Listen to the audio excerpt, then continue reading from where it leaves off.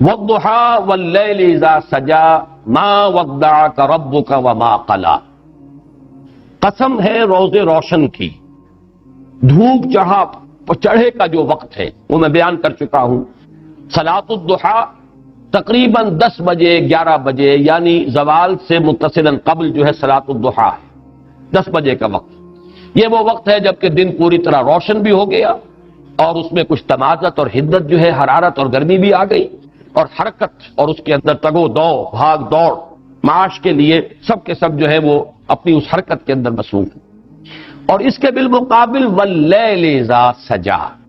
یہاں یہ رات کے لیے کے ساتھ جو لفظ آیا وہ نیا لفظ ہے، اس سے پہلے یغشا تو آیا ہے، یغشاہا واللیل اذا یغشاہا سورۃ الشمس میں، اور واللیل اذا یغشا سورۃ اللیل میں، ڈھانپ لینے والی رات۔ معلوم ہوتا ہے کہ جیسے کوئی چادر تان دی گئی، اوپر چھپا دیا گیا کسی شے کو، زمین کو ڈھانپ دیا، یا سورج کے آگے رات جو ہے چادر بن کر تن گئی، اب آپ کو سورج نظر نہیں آ رہا، اس کی روشنی کا سلسلہ منقطع ہو گیا۔ لیکن یہاں لفظ آیا گیا ہے واللیل اذا سجا۔ یہ سجا کے لفظ میں جو بنیادی مفہوم ہے وہ سکون، چنانچہ بحر ساجن کہتے ہیں سمندر کی وہ کیفیت جس میں کوئی تلاطم نہیں ہے، موجیں نہیں ہے، پرسکون سمندر جو ہے، پانی جو ہے پرسکون ہے، یہ بحر ساجن۔ تو واللیل اذا سجا، جبکہ رات پوری سکون اس میں طاری ہو گیا، حرکت ختم ہو گئی، پرندے بھی اپنے گھونسلوں میں چلے گئے، انسان بھی اپنے گھروں میں جو بھی رین بسیرا ہے ہر ایک کا، وہاں اس نے جا کر بسیرا لے لیا، ہر طرف ایک سکون کی کیفیت ہے۔ تو ایک طرف حرکت، تمازت، حدت، اور ایک طرف رات کی تاریکی اور اس میں خاص طور پر سکون، حرکت نہیں بلکہ سکون کی کیفیت، ان دونوں کی قسمیں کھائیں۔ اور مقسم علیہ کیا ہے؟ ما ودعک ربک وما قلی، نہیں رخصت کیا آپ کو آپ کے رب نے اور نہ ہی وہ بیزار ہوا۔ اب یہ الفاظ جو ہیں خاص طور پر نوٹ کیجئے، ان کے پس منظر میں کیا چیز جھلک رہی ہے کہ کوئی ایسا احساس شدید ہوا ہے محمد الرسول اللہ صلی اللہ علیہ وسلم کو، کوئی ایسا اندیشہ لاحق ہوا ہے کہ شاید میرا رب ناراض ہو گیا، شاید میرے رب نے مجھ سے اپنا تعلق منقطع کر لیا، شاید میرے رب نے مجھے چھوڑ دیا، شاید اس کی عنایتیں اب شامل حال نہیں رہی، شاید اس کی شفقت و محبت جو ہے اب میں اس کا مرکز نہیں رہا۔ یہ تشویش، یہ کیفیت جو ہے، یہ اضطراب، یہ پس منظر میں ہے، اس لیے کہا جا رہا ہے ما ودعک ربک وما قلی، نہیں اے محمد صلی اللہ علیہ وسلم ایسا خیال اپنے قریب مت آنے دیجئے، نہ آپ کے رب نے آپ کو وداع کیا۔ یہ وداع سے ہی ہے وداع کا توضیح باب تفصیل میں ذرا اس میں اور تاکید کا مفہوم آ جاتا ہے۔ ایسا وداع ایک تو ہوتا ہے عارضی طور پر آپ نے وداع کیا کسی کو، پھر وہ آ جائے گا، ایک توضیح جو ہے وہ یہ مستقل انقطاع، توضیح ما ودعک ربک، نہیں کو اللہ نے آپ سے تعلق منقطع نہیں کیا، آپ کو رخصت نہیں کر دیا، آپ کو وداع نہیں کر دیا، وما قلی، اور ہرگز وہ کوئی بیزار نہیں ہوا آپ سے، ہرگز ناراض نہیں ہوا۔ یہ جو آیت ہے اب اس کے پس منظر میں یقیناً کوئی واقعہ ہے یا کوئی واقعات ہیں، اس اعتبار سے یہ بھی قرآن مجید کے ان مقامات میں سے ہے کہ جہاں شان نزول کی روایات سے اعتنا کیے بغیر کوئی چارہ نہیں۔ مولانا اصلاحی صاحب کا اپنا ایک ذوق ہے، وہ روایات سے حتی الامکان کرنی کتراتے ہیں، شان نزول کی روایات سے بھی بچ کر جو بھی عموم لفظی ہے اسی کے حوالے سے تفسیر کرتے ہیں، لیکن میں نے خاص طور پر نوٹ کیا یہاں کہ یہاں تو ممکن ہی نہیں رہا ان کے لیے بھی، انہیں بھی روایات ہی سے اعتنا کرنا پڑا۔ اور ایک چیز کا تو تقریباً اجماع ہے روایات میں کہ اس کے پس منظر میں ہے فترت وحی کا سلسلہ منقطع ہو گیا، کوئی وقفہ آیا ہے، اور اس میں یہ کہ مختلف اوقات میں بھی وقفے آ سکتے ہیں، لیکن جو سب سے طویل وقفہ آیا ہے وہ بالکل آغاز میں آیا ہے۔ اور یہ سورہ مدثر کے شروع میں بھی جب اس کا پس منظر بیان ہوتا ہے تو اس میں بھی یہ بات آتی ہے کہ حضور صلی اللہ علیہ وسلم پر بہت ہی وہ دن سخت گزرے ہیں فترت وحی کے، اس لیے کہ سورہ مزمل اور سورہ مدثر کے مابین کچھ فصل آ گیا ہے، ایک وقت گزرا ہے، مدت گزری ہے کہ جس میں وحی کا سلسلہ منقطع ہو گیا۔ اس میں روایات میں اس کی مدت مختلف آئی ہے، 12 دن سے لے کر اور 40 دن تک کی مدت جو ہے مختلف روایات میں آئی ہے، اس کی تفصیل یہاں دینے کی کوئی ضرورت نہیں، لیکن اس کے حوالے سے جو بات کی ہے جو ہمارے خاص طور پر جو ریشنلسٹ قسم کے مفسرین ہیں انہوں نے جو بات کی ہے وہ بات یہ کی ہے کہ وحی کی اصل میں آپ کو ضرورت ہوتی تھی اس لیے کہ مختلف مسائل جو پیدا ہو جاتے تھے، الجھنیں پیدا ہو جاتی تھی، ان کا حل ملتا تھا، لوگ سوالات کرتے تھے، ان کا جواب حضور کو وحی سے ملتا تھا۔ یسألونک عن الروح قل الروح من امر ربی، یسألونک عن ذی القرنین بتا دیجئے قل ساتلو علیکم منہ ذکرا۔ تو یہ تمام جو سوالات امتحاناً کیے جاتے تھے حضور سے صلی اللہ علیہ وسلم، اصحاب کہف کے بارے میں پوچھا جا رہا ہے تو وہ تفصیل، تو یہ سوال اور جواب، اس میں بھی تسکین کا پہلو تھا حضور کے لیے۔ یا کوئی اعتراض کر دیتے تھے لوگ، اب اعتراض کا جواب دینا ہے۔ اب ایک تو یہ کہ حضور اپنی سمجھ کے مطابق، اپنے فہم کے مطابق، اور وہ فہم بھی بہرحال ہمارا فہم نہیں تھا، محمد الرسول اللہ کا فہم تھا کہ نسبت خاک رابع عالم پاک، لیکن یہ کہ پھر اس سے اوپر فہم ہے اللہ کا، فوق کل ذی علم علیم، اللہ تعالیٰ کا علم جو ہے وہ بہرحال اس سے بہت بالا تر ہے۔ تو علم خداوندی سے جب جوابات آتے تھے اعتراضات کے تو ان کے اندر زیادہ تسکین کا پہلو ہوتا تھا۔ تو ایک تو یہ چیزیں ہیں کہ جس کی وجہ سے جو وحی کا تسلسل تھا اس سے حضور کو آسانی ملتی تھی، لیکن جب وحی کا سلسلہ منقطع ہو جاتا تھا تو پھر آپ کے لیے مشکل آتی تھی۔ اسی کے لیے میں عرض کر رہا ہوں کہ قرآن مجید میں سورہ ہود میں اور سورۃ الفرقان میں یہ جو مضمون آیا ہے کہ اس وحی کے ذریعے سے، قرآن کے ذریعے سے، اے نبی ہم آپ کے دل کو، قلب مبارک کو تثبیت عطا کرتے ہیں۔ وَكُلًّا نَقُصُّ عَلَيْكَ مِنْ أَنبَاءِ الرُّسُلِ لِنُثَبِّتَ بِهِ فُؤَادَكَ۔ اب یہ پہلو بھی کہ جو آج مجھ پر بیت رہی ہے وہ سابقہ انبیاء پر بھی بیتی ہے۔ جیسی مخالفتیں آج میری ہو رہی ہیں، اگر مجھے مجنون اور پاگل کہا جا رہا ہے تو کہا گیا تھا حضرت نوح کو بھی اور تمام رسولوں کو کہا گیا۔ اگر میرے بارے میں کہا جا رہا ہے کہ یہ کوئی اپنی دی ارج ٹو ڈومینیٹ ہے، در حقیقت یہ اپنا کوئی چاہتے ہیں غلبہ، وہ حکومت چاہتے ہیں، قیادت چاہتے ہیں، یہی بات تو سابقہ رسولوں کے بارے میں کہی گئی۔ تو ان کے حالات جب آتے تھے تو اس سے بھی دل ٹھکتا تھا، جمتا تھا۔ پھر جب یہ معلوم ہو گیا کہ بالآخر وہ کامیاب ہوئے اور مخالفین ناکام ہو گئے، اس سے بھی ایک دھارس بندی تھی کہ یہ ساری مخالفتیں ناکام ہو جائیں گی، بالآخر اللہ کا کلمہ سربلند ہوگا اور ہدایت کا نور پھیل جائے گا۔ تو وَكُلًّا نَقُصُّ عَلَيْكَ مِنْ أَنبَاءِ الرُّسُلِ لِنُثَبِّتَ بِهِ فُؤَادَكَ۔ بلکہ یہی بات جو سورۃ الفرقان میں آئی ہے وہ اس حوالے سے آئی ہے کہ لوگوں نے اعتراض کیا تھا، اگر یہ اللہ کا کلام ہے تو پورا کلام ایک دم کیوں نازل نہیں ہو جاتا؟ یہ تم تھوڑا تھوڑا کر کے قرآن ہمیں سناتے ہو، یہ تو بالکل ایسے جیسے شاعر جو ہے اس کا دیوان بہرحال وہ مکمل ہوتا ہے، ایک غزل آج کہہ دی، ایک کل کہہ دی، کوئی قصیدہ آج کہہ دیا پھر بعد میں کہہ دیا، بالکل یہی حال تمہارا ہے، تھوڑا تھوڑا قرآن سنا رہے ہو۔ اگر یہ اللہ کی کتاب ہوتی تو یہ کیوں نہ پوری کی پوری جملتاً واحدہ نازل ہو جاتی؟ لیکن اس کا بھی جواب دیا گیا سورۃ الفرقان میں، کذالک لنثبت بہ فؤادک ورتلناہ ترتیلا۔ یہ اس لیے ہے کہ ہم آپ کے دل کو اس کے ذریعے سے تثبیت، دل کے لیے ثبات کا سامان کرنا چاہتے ہیں، اور چونکہ یہ ایک پیہم جد و جہد ہے جو آپ کو کرنی ہے اور مسلسل یہ رد و قدا جاری رہنی ہے، لہذا ایک ہی دم نہیں، جیسے جیسے حالات ہوں گے ویسے ویسے ہم آپ کی تثبیت قلبی کا سامان آپ کو اس وحی کے ذریعے سے دیتے چلے جائیں گے۔ تو یہ مضمون اپنی جگہ پر تو بہت مکمل ہے، لیکن اشکال کیا ہے؟ اشکال جیسا کہ میں نے عرض کیا تھا، بہت سے اشکالات پیدا ہو جاتے ہیں۔ ایک اشکال اس اعتبار سے کہ حضور کی شان، علو شان کو پیش نظر رکھے تو بعض باتیں جو ہیں اس کے ساتھ مناسبت رکھتی ہوئی بظاہر نظر نہیں آتی۔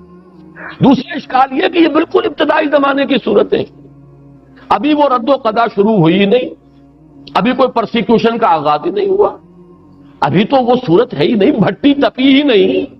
ابھی تو وہ بھڑکی ہی نہیں آگ، وہ رد و قدا تو ہوگی ابھی چل کر،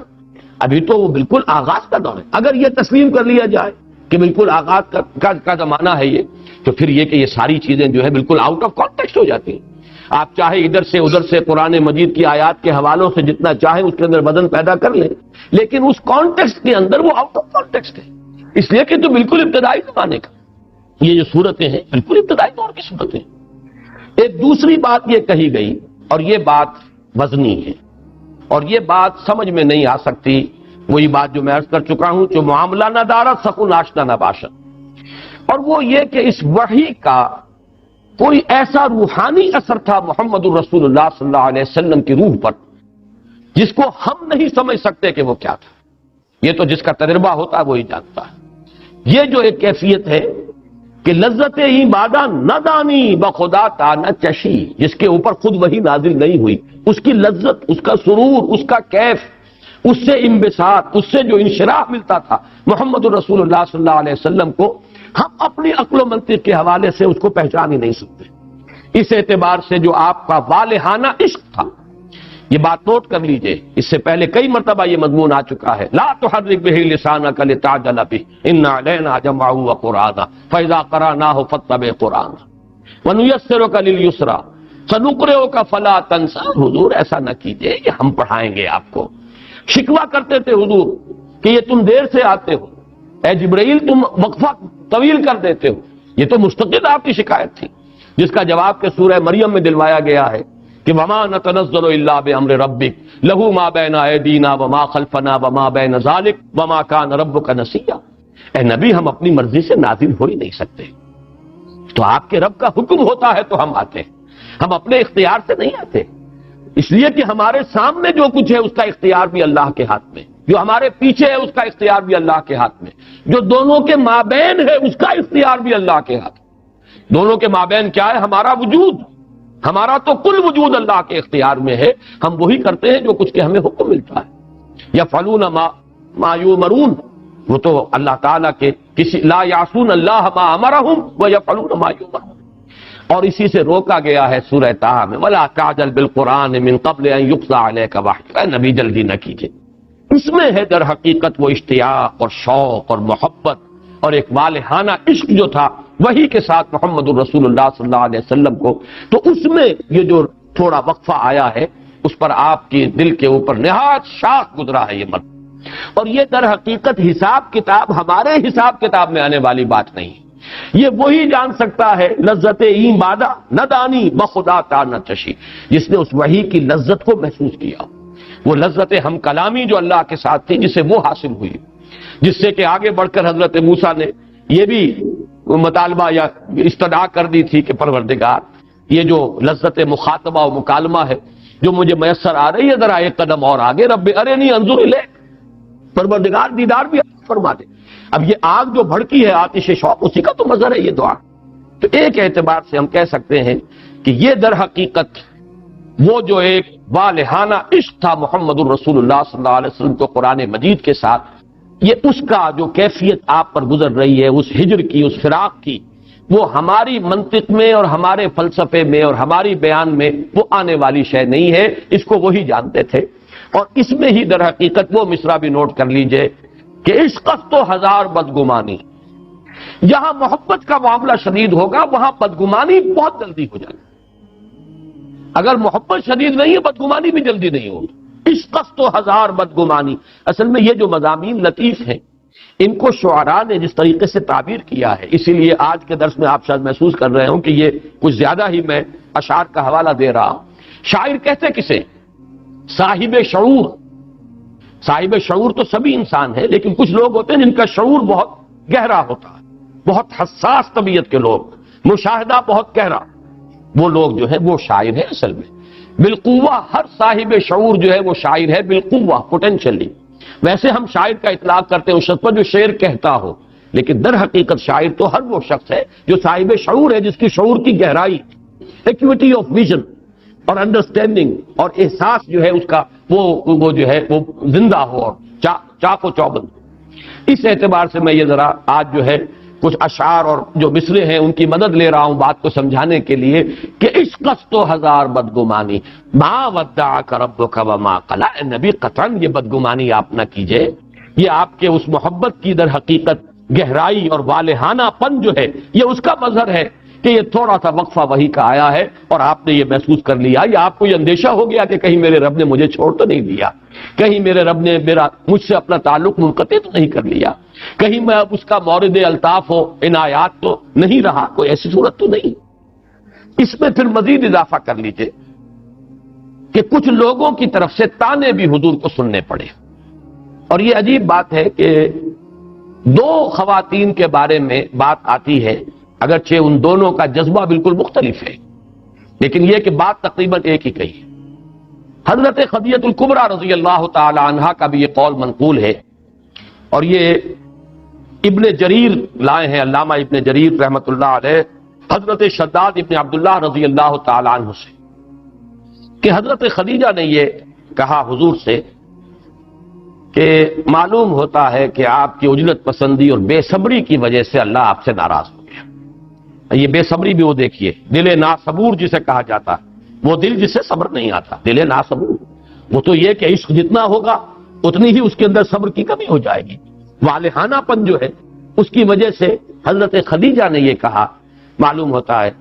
کہ اللہ آپ کی اس بے صبری، اور اب یہ میں الفاظ کوٹ کر رہا ہوں، ہم یہ لفظ استعمال نہیں کر سکتے حضور کے لیے، اس لیے میں نے حوالہ دے دیا علامہ ابن جریر طبری، اور وہ بھی اس کو شداد ابن عبداللہ رضی اللہ تعالی عنہ سے کوٹ کر رہے ہیں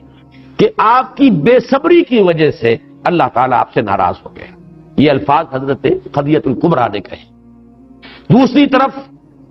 یہ تو ہے ہمدردی اور تعصب کے ساتھ، اظہار ہمدردی ہے، تعصب کے ساتھ ایک بات کہی جا رہی ہے، اور طعن اور طنز کے انداز میں، اور بڑی خوشی اور ابتہاج اور مسرت کا اظہار کرتے ہوئے ام جمیل جو آپ کی چچی تھی ابو لہب کی بیوی، اس نے کہا محمد معلوم ہوتا تمہارا شیطان تمہیں چھوڑ گیا۔ اس روایت کی کچھ بڑی یعنی استہزائیہ انداز میں نفی کی ہے مولانا اصلاحی صاحب کہ کیسے ممکن ہے، کیسے پتا چل گیا لوگوں کو کہ وہی جو ہے وہ بند ہو گئی۔ حالانکہ واقعہ یہ ہے کہ بخاری اور مسلم دونوں میں صحیحین میں یہ روایت موجود ہے کہ حضور کئی راتیں مسلسل اٹھ نہ سکے، کیونکہ رات کو یہ جو ابو لہب کا گھر ہے یہ حضور کے گھر کے ساتھ بالکل متصل تھا، یہی وجہ ہے کہ ام جمیل نے آپ کو بہت ایذائیں پہنچائی ہیں۔ آپ کے دروازے پر کانٹے بچھا جانا رات کے وقت کہ اگر آپ نکلیں رات کو جو small hours of the morning ہیں، کہیں طواف کے لیے جائیں تو آپ کے پاؤں میں اور کانٹے لگے، کپڑے الجھ جائیں، یہ تکلیف بھی۔ پھر کوڑا کرکٹ پھینک دینا، یہ کوئی اور کسی کی جرت نہیں ہو سکتی تھی کہ محمد الرسول اللہ کے ساتھ یہ سلوک کرے، بنو ہاشم کے چشم و چراغ۔ لیکن یہ کہ بہرحال ابو لہب بھی تو بنو ہاشم میں سے، پھر چچا ہے، چچا ہونے کے اعتبار سے اور چچی ہونے کے اعتبار سے اپنا جو وہ بزرگی ہے اس کا بھی کوئی حق ہے جس کا غلط استعمال ہو سکتا ہے۔ وہی تھی کہ جو آپ پر کوڑا کرکٹ ڈالتی تھی، وہی ام جمیل ہے، اور یہ تو صاف سمجھ میں آنے والی بات ہے، اس میں اس روایت کے استہزاء کی کوئی ضرورت نہیں۔ پھر صحیحین کی روایت ہے، صحیح مسلم صحیح بخاری میں، کہ آپ کئی رات تک رات کو اٹھ نہ سکے، اور اس لیے ظاہر ہے کہ جب آپ رات کو اٹھ کر نماز پڑھتے تھے تو پڑوس کے گھر میں پتہ چلتا تھا۔ رتل القرآن ترتیلا جو سورہ مزمل میں آیا ہے، کیسے ممکن ہے کہ پتہ نہ چلتا ہو کہ محمد کھڑے ہو گئے ہیں اور اپنے رب کا کلام پڑھ رہے ہیں؟ رتل القرآن ترتیلا، یہ تو جو سورہ مزمل ہے یہ تو اس فترت وحی سے قبل کی صورت ہے، اور آپ اس پر عمل کرتے تھے، لیکن چند راتیں ایسی بیتی کہ آپ اٹھ نہیں سکے۔ لہذا ام جمیل نے یہ کہا کہ محمد معلوم ہوتا ہے تمہارا شیطان تمہیں چھوڑ گیا، معاذ اللہ ثم معاذ اللہ، نقل کفر نہ باشد۔ لیکن یہ کہ حافظ ابن حجر رحمت اللہ علیہ جو سب سے بڑے شارح ہیں، صحیح بخاری کی سب سے بڑی شرح جو ہے انہی کی ہے، انہوں نے ان دونوں روایات میں جو ہے مطابقت دی ہے، اور وہ یہ ہے کہ بات تو ایک ہی تھی، ایک نے کہی ہے از راہ ہمدردی، از راہ تعصب، اور دوسری نے کہی ہے طعن اور طنز کے انداز میں اور خوشی مناتے ہوئے۔ باقی بات تو ایک ہی ہے، واقعہ ایک ہے، ثابت ہوتا ہے کہ یہ واقعہ ہوا۔ اور اس سے میں ایک نتیجہ اور نکال رہا ہوں، وہ نتیجہ یہ ہے کہ حضور صلی اللہ علیہ وسلم پر اس وقت جو بھی کیفیت تھی، وہ ایک بددلی کی کیفیت یا کوئی اضطراب، تشویش، آپ کو جو بھی کیفیت طاری ہوئی ہے وہ اس درجے شدید تھی کہ آپ پر کسل بھی طاری ہو گیا، رات کا نہ اٹھنا۔ یہ تو واقعہ یہ ہے کہ یہ تو اس کا جو اثرات ہیں انسان کے اپنے اعصاب پر اس درجے ہو جانا، حالانکہ سورہ مزمل ہے پس منظر میں، قم اللیل الا قلیلا نصفہ او انقص منہ قلیلا او زد علیہ ورتل القرآن ترتیلا، اتنا جو ہے تاکیدی حکم محمد الرسول اللہ صلی اللہ علیہ وسلم کو دیا گیا۔ لیکن معلوم ہوتا ہے کہ اس وقت کی وہ کیفیت جو ہے وہ ایسی تھی کہ آپ پر اس درجے کسل طاری ہوا ہے، یا آپ کے اعصاب میں، اب میں ایک لفظ بہت ڈرتے ڈرتے استعمال کر رہا ہوں لیکن میں سمجھانے کے لیے، ابلاغ کے لیے اسے ضروری سمجھتا ہوں، آج کی اصطلاح میں نیورستھینیا آپ اسے کہتے ہیں، اعصابی اضمحلال۔ ویسے کوئی تکلیف نہیں ہے، بیماری نہیں ہے، کوئی عارضہ جسمانی نہیں ہے، کوئی بخار نہیں ہے، کچھ نہیں ہے، لیکن یہ ہے کہ کچھ اعصاب پر ایسا اضمحلال طاری ہو جاتا ہے، نیورستھینیا، اعصابی اضمحلال، کہ آدمی ہلنا چاہتا نہیں ہل رہا، حرکت کرنا چاہتا نہیں کر پا رہا، ہمت گویا کہ ایک طرح سے جواب دے جاتی ہے۔ تو معلوم ہوتا ہے کہ رات کو نہ اٹھ سکنا، جس کا کہ ثبوت صحیح بخاری صحیح مسلم دونوں سے مل رہا ہے، اس حد تک بھی آپ کی وہ کیفیت جو پس منظر میں ہے سورہ مبارکہ کے، اس کا اثر اس درجے تھا۔ اس سے بھی آگے بڑھ کر اس درجے شدید کیفیت تھی آپ پر کہ حضور فرماتے ہیں صلی اللہ علیہ وسلم، عارف کہاں گیا بھائی سوالو آ کے سو رہا، حضور فرماتے ہیں کہ مجھ پر یہ لمحہ اور یہ عرصہ جو ہے وقفہ اتنا شاخ گزرا کہ میرے دل میں بار بار یہ خیال آتا تھا کہ پہاڑ پر چڑھ کر اپنے آپ کو نیچے گرا۔ آپ اندازہ کیجئے، پھر میں عرض کر رہا ہوں حضور کا مقام و مرتبہ اور یہ کیفیات، یعنی یہ کہ وسوسہ ہم اسے کہیں گے کہ وسوسہ اس حد تک آ رہا ہے کہ خودکشی پر انسان جو ہے آمادہ ہو رہا، گویا کہ زندگی بے معنی ہو کر رہ گئی۔ زندگی اب کاہے کے لیے؟ اگر اللہ ہی نے چھوڑ دیا خدا نہ خواستہ، اگر وحی کا سلسلہ ہی منقطع ہو گیا، اگر میرے اعصاب ہی اتنے جواب دے گئے کہ میں رات کو کھڑا بھی نہیں ہو سکتا، تو جینا کاہے کے لیے؟ زندگی تو در حقیقت کسی مقصد کے لیے ہوتی ہے، کوئی آئیڈیل ہو۔ ایک ہے وہ جو حیوانی سطح پر زندگی گزارتے ہیں، جن کے بارے میں میری جو تعبیر ہے وہ یہ ہے کہ جنہیں زندگی گزارتی ہے وہ زندگی کو نہیں گزارتے، زندگی انہیں گزارتی ہے۔ وہ زندگی بسر نہیں کرتے، زندگی انہیں بسر کرتی ہے، ان کا معاملہ اور ہے۔ لیکن ایک وہ جس کا زندگی میں کوئی آئیڈیل ہے، کوئی محبوب ہے، کوئی اعلیٰ نصب العین ہے، کوئی مطلوب ہے، تو اس کے لیے تو زندگی جو ہے اسی اپنے نصب العین سے عبارت ہو کر رہ جاتی ہے۔ اگر اسی میں محسوس و تعطل ہے، اسی میں کوئی انقطاع کی صورت پیدا ہو گئی، اسی میں کوئی آگے بڑھنے کا راستہ نظر نہیں آ رہا، تو زندگی بے معنی ہو جائے گی۔ یہ چیز بھی ثابت ہے اور بخاری سے ثابت ہے۔ میں یہ سارے حوالے خاص طور پر آج اس لیے آپ کو نوٹ کرا رہا ہوں کہ یہ معاملات بڑے نازک ہیں۔ حضور کا مقام و مرتبہ تو یہ تو نفس گم کردہ بھی آیت جنید و باید یہ نہیں جا، یہ تو بہت نازک مقام ہے۔ اس اعتبار سے مجھے ساری باتیں جو میں کہہ رہا ہوں اگر صرف میری بات آپ سمجھیں گے تو آپ کو بدگمانی مجھ سے ہو جائے گی۔ میں یہ سارے حوالے اس لیے دے رہا ہوں کہ یہ چیزیں ثابت ہیں روایات سے، اور روایات بھی جو ہیں وہ دوسرے تیسرے درجے کی نہیں، بخاری سے صحیح مسلم سے یہ ثابت ہے کہ اس درجے حضور پر یہ سختی جو ہے کی کیفیت تھی۔ اور ایک مقام اور نوٹ کر لیجئے جو سورہ انعام میں ہے، یہ جو تانے تھے جو حضور کو مل رہے تھے، معلوم ہوتا ہے دوسروں نے بھی دیے۔ یہ تو میں نے دو خواتین کی بات چونکہ ایک دوسرے کے مقابلے میں آ گئی ہے، حضرت خدیجہ رضی اللہ تعالی عنہا اور ام جمیل علیہا ما علیہا، تو ان دونوں کا چونکہ تضاد ہے وہ میں نے بیان کر دیا، ورنہ بہت سے لوگوں کے بارے میں آتا ہے کہ لوگوں نے کہنا شروع کر دیا محمد معلوم ہوتا ہے تمہارا خدا تمہیں چھوڑ گیا، کسی نے کہا تمہارا شیطان تمہیں چھوڑ گیا۔ تو اس کے حوالے سے سورہ انعام کی آیت بھی نوٹ کر لیجئے، وَلَقَدْ نَعْلَمُ أَنَّكَ يَضِيقُ صَدْرُكَ بِمَا يَقُولُونَ، اے نبی ہمیں خوب معلوم ہے کہ آپ کا سینہ بھنچتا ہے ان باتوں سے جو یہ کہہ رہے ہیں۔ تو یہ ویسے تو یہ کہ مجنون کسی نے کہا، کسی نے شاعر کہا، کسی نے ساحر کہا، یہ تمام باتیں بھی ہیں یقیناً کہ جو حضور پر آپ کے قلب مبارک پر ان کا ایک جو ہے اثر جو ہے وارد ہوتا تھا، تاثر، لیکن یہ یہاں خاص طور پر ضیق صدر، سینے کا بھنچنا،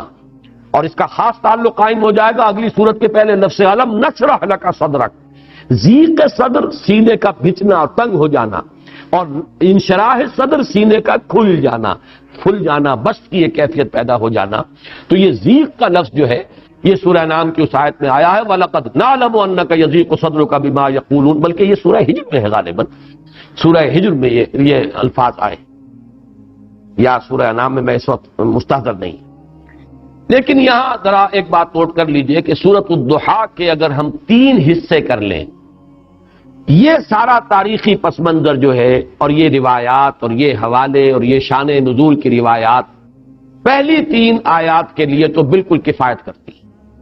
فترت وحی، اس کا حضور پر نہایت شاخ گزرنا، وہ شاخ والہانہ عشق کی وجہ سے ہے،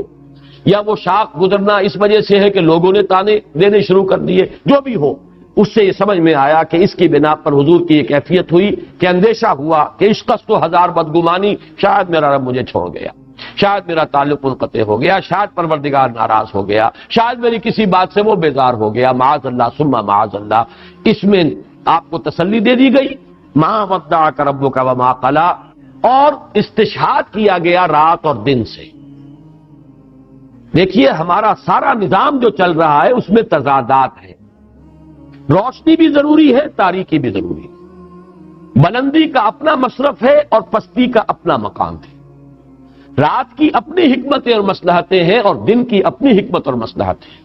یہ تضادات جو چلا آ رہا ہے سورۃ الشمس سے لے کر پھر سورۃ اللیل، تضادات، اور ان تضادات میں خاص طور پر رات اور دن، یہ تینوں صورتوں میں آ رہا ہے۔ یہاں پر تو رہی گئی صرف دو چیزیں، والضحیٰ واللیل اذا سجا، باقی یہ کہ اور تمام چیزیں جو ہیں وہ پیچھے جو آ چکی ہیں۔ تو اس لیے یہ جیسے کہ ہمیں معلوم ہے کہ ہمارا یہ دنیا کا نظام رات اور دن ہی کے حوالے سے یہ حیات کا سلسلہ قائم ہے۔ ہماری ساری غذا ٹریس کریں گے تو عالم نباتات سے ہے۔ عالم نباتات کا سارا دار و مدار جو ان کا ریسپیریشن کا نظام ہے وہ دن اور رات میں جدا ہو جاتا ہے۔ ایک وقت میں وہ آکسیجن لے رہے ہیں اور کاربن ڈائی آکسائڈ چھوڑ رہے ہیں، ایک وقت میں کاربن ڈائی آکسائڈ استعمال کر رہے ہیں اور فوٹو سینتھیسس میں اس کو وہ اپنا گویا کہ یوں سمجھیے کہ را مٹیریل بنا رہے ہیں اور آکسیجن چھوڑ رہے ہیں۔ ریسپیریشن کا نظام جو ہے بالکل برعکس ہو گیا دن اور رات۔ اسی سے سارا عالم نباتات کا نظام، اسی سے ہمارا یہ غذا کا معاملہ، چاہے بکری کا گوشت ہم کھاتے ہیں تو بکری کا گوشت بھی اسی نباتات سے بنا ہے، وہی پتے ہیں، وہی گھاس ہے کہ جو وہ کھا رہی ہے۔ لہذا پھر اسی طریقے سے انسانی اپنی نفسیات ہے، تکان اسے طاری ہوتی ہے، اضمحلال ہو جاتا ہے۔ آپ کو معلوم ہے کہ مسلسل روشنی کے سامنے بٹھانا یہ تو ٹارچر کا ذریعہ ہے، جیسے کہ انویسٹیگیشن کے اندر بھی، انٹروگیشن میں بھی ٹارچر ہوتا ہے یہ کہ آپ کو مسلسل جگایا جائے اور روشنی جو ہے تیز وہ آپ کی آنکھوں پر ڈالی جائے، یہ تو ٹارچر ہو جائے گا۔ تو جیسے دن ضروری ہے رات بھی ضروری ہے، جیسے حرکت ضروری ہے ایسے ہی سکون بھی ضروری ہے، جیسے بھاگ دوڑ ضروری ہے ویسے ہی استراحت بھی ضروری ہے۔ اسی طرح اے نبی جیسے وحی کا آنا ضروری ہے ویسے ہی اس کا ایک وقفہ بھی ضروری ہے۔ آپ اس کا تحمل نہیں کر پائیں گے۔ لو انزلنا هذا القرآن على جبل لرأيته خاشعا متصدعا من خشية اللہ، اس پورے قرآن کو اگر ہم نے کسی پہاڑ پر اتار دیا ہوتا تو آپ دیکھتے کہ پھٹ جاتا اور وہ بیٹھ جاتا، دب جاتا اللہ کی خشیت سے، من خشیت اللہ۔ لہذا جیسے کہ میں آیت آپ کو سنا چکا سورۃ الفرقان کی، ہم نے تھوڑا تھوڑا کر کے نازل کیا، كذلك لنثبت به فؤادك ورتلناه ترتیلا، تھوڑا تھوڑا کر کے اتارا ہے تاکہ آپ کا دل اس کو سہار سکے، تحمل کر سکے، اور آپ کے دل کو اس کے ذریعے سے تثبیت حاصل ہو جائے۔ یہ گویا کہ دونوں چیزیں جو ہے یہ ایک دوسرے کے ساتھ ہیں، منسلک ہیں۔ تو یہ ہے والضحى واللیل اذا سجا ما ودعك ربك وما قلى۔ لیکن اب جب ہم آتے ہیں اگلی 5 آیات پر، اس میں ایک اضافی کیفیت سامنے آ رہی ہے۔ یہ جو اب تسلی دی جا رہی ہے، وَلَسَوْفَ يُعْطِيكَ رَبُّكَ فَتَرْضَىٰ وَلَلْآخِرَةُ خَيْرٌ لَكَ مِنَ الْأُولَىٰ أَلَمْ يَجِدْكَ يَتِيمًا فَآوَىٰ وَوَجَدَكَ ضَالًّا فَهَدَىٰ وَوَجَدَكَ عَائِلًا فَأَغْنَىٰ۔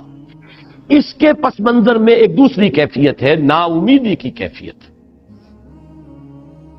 جیسے کہ میری محنت کا کوئی نتیجہ نہیں نکل رہا،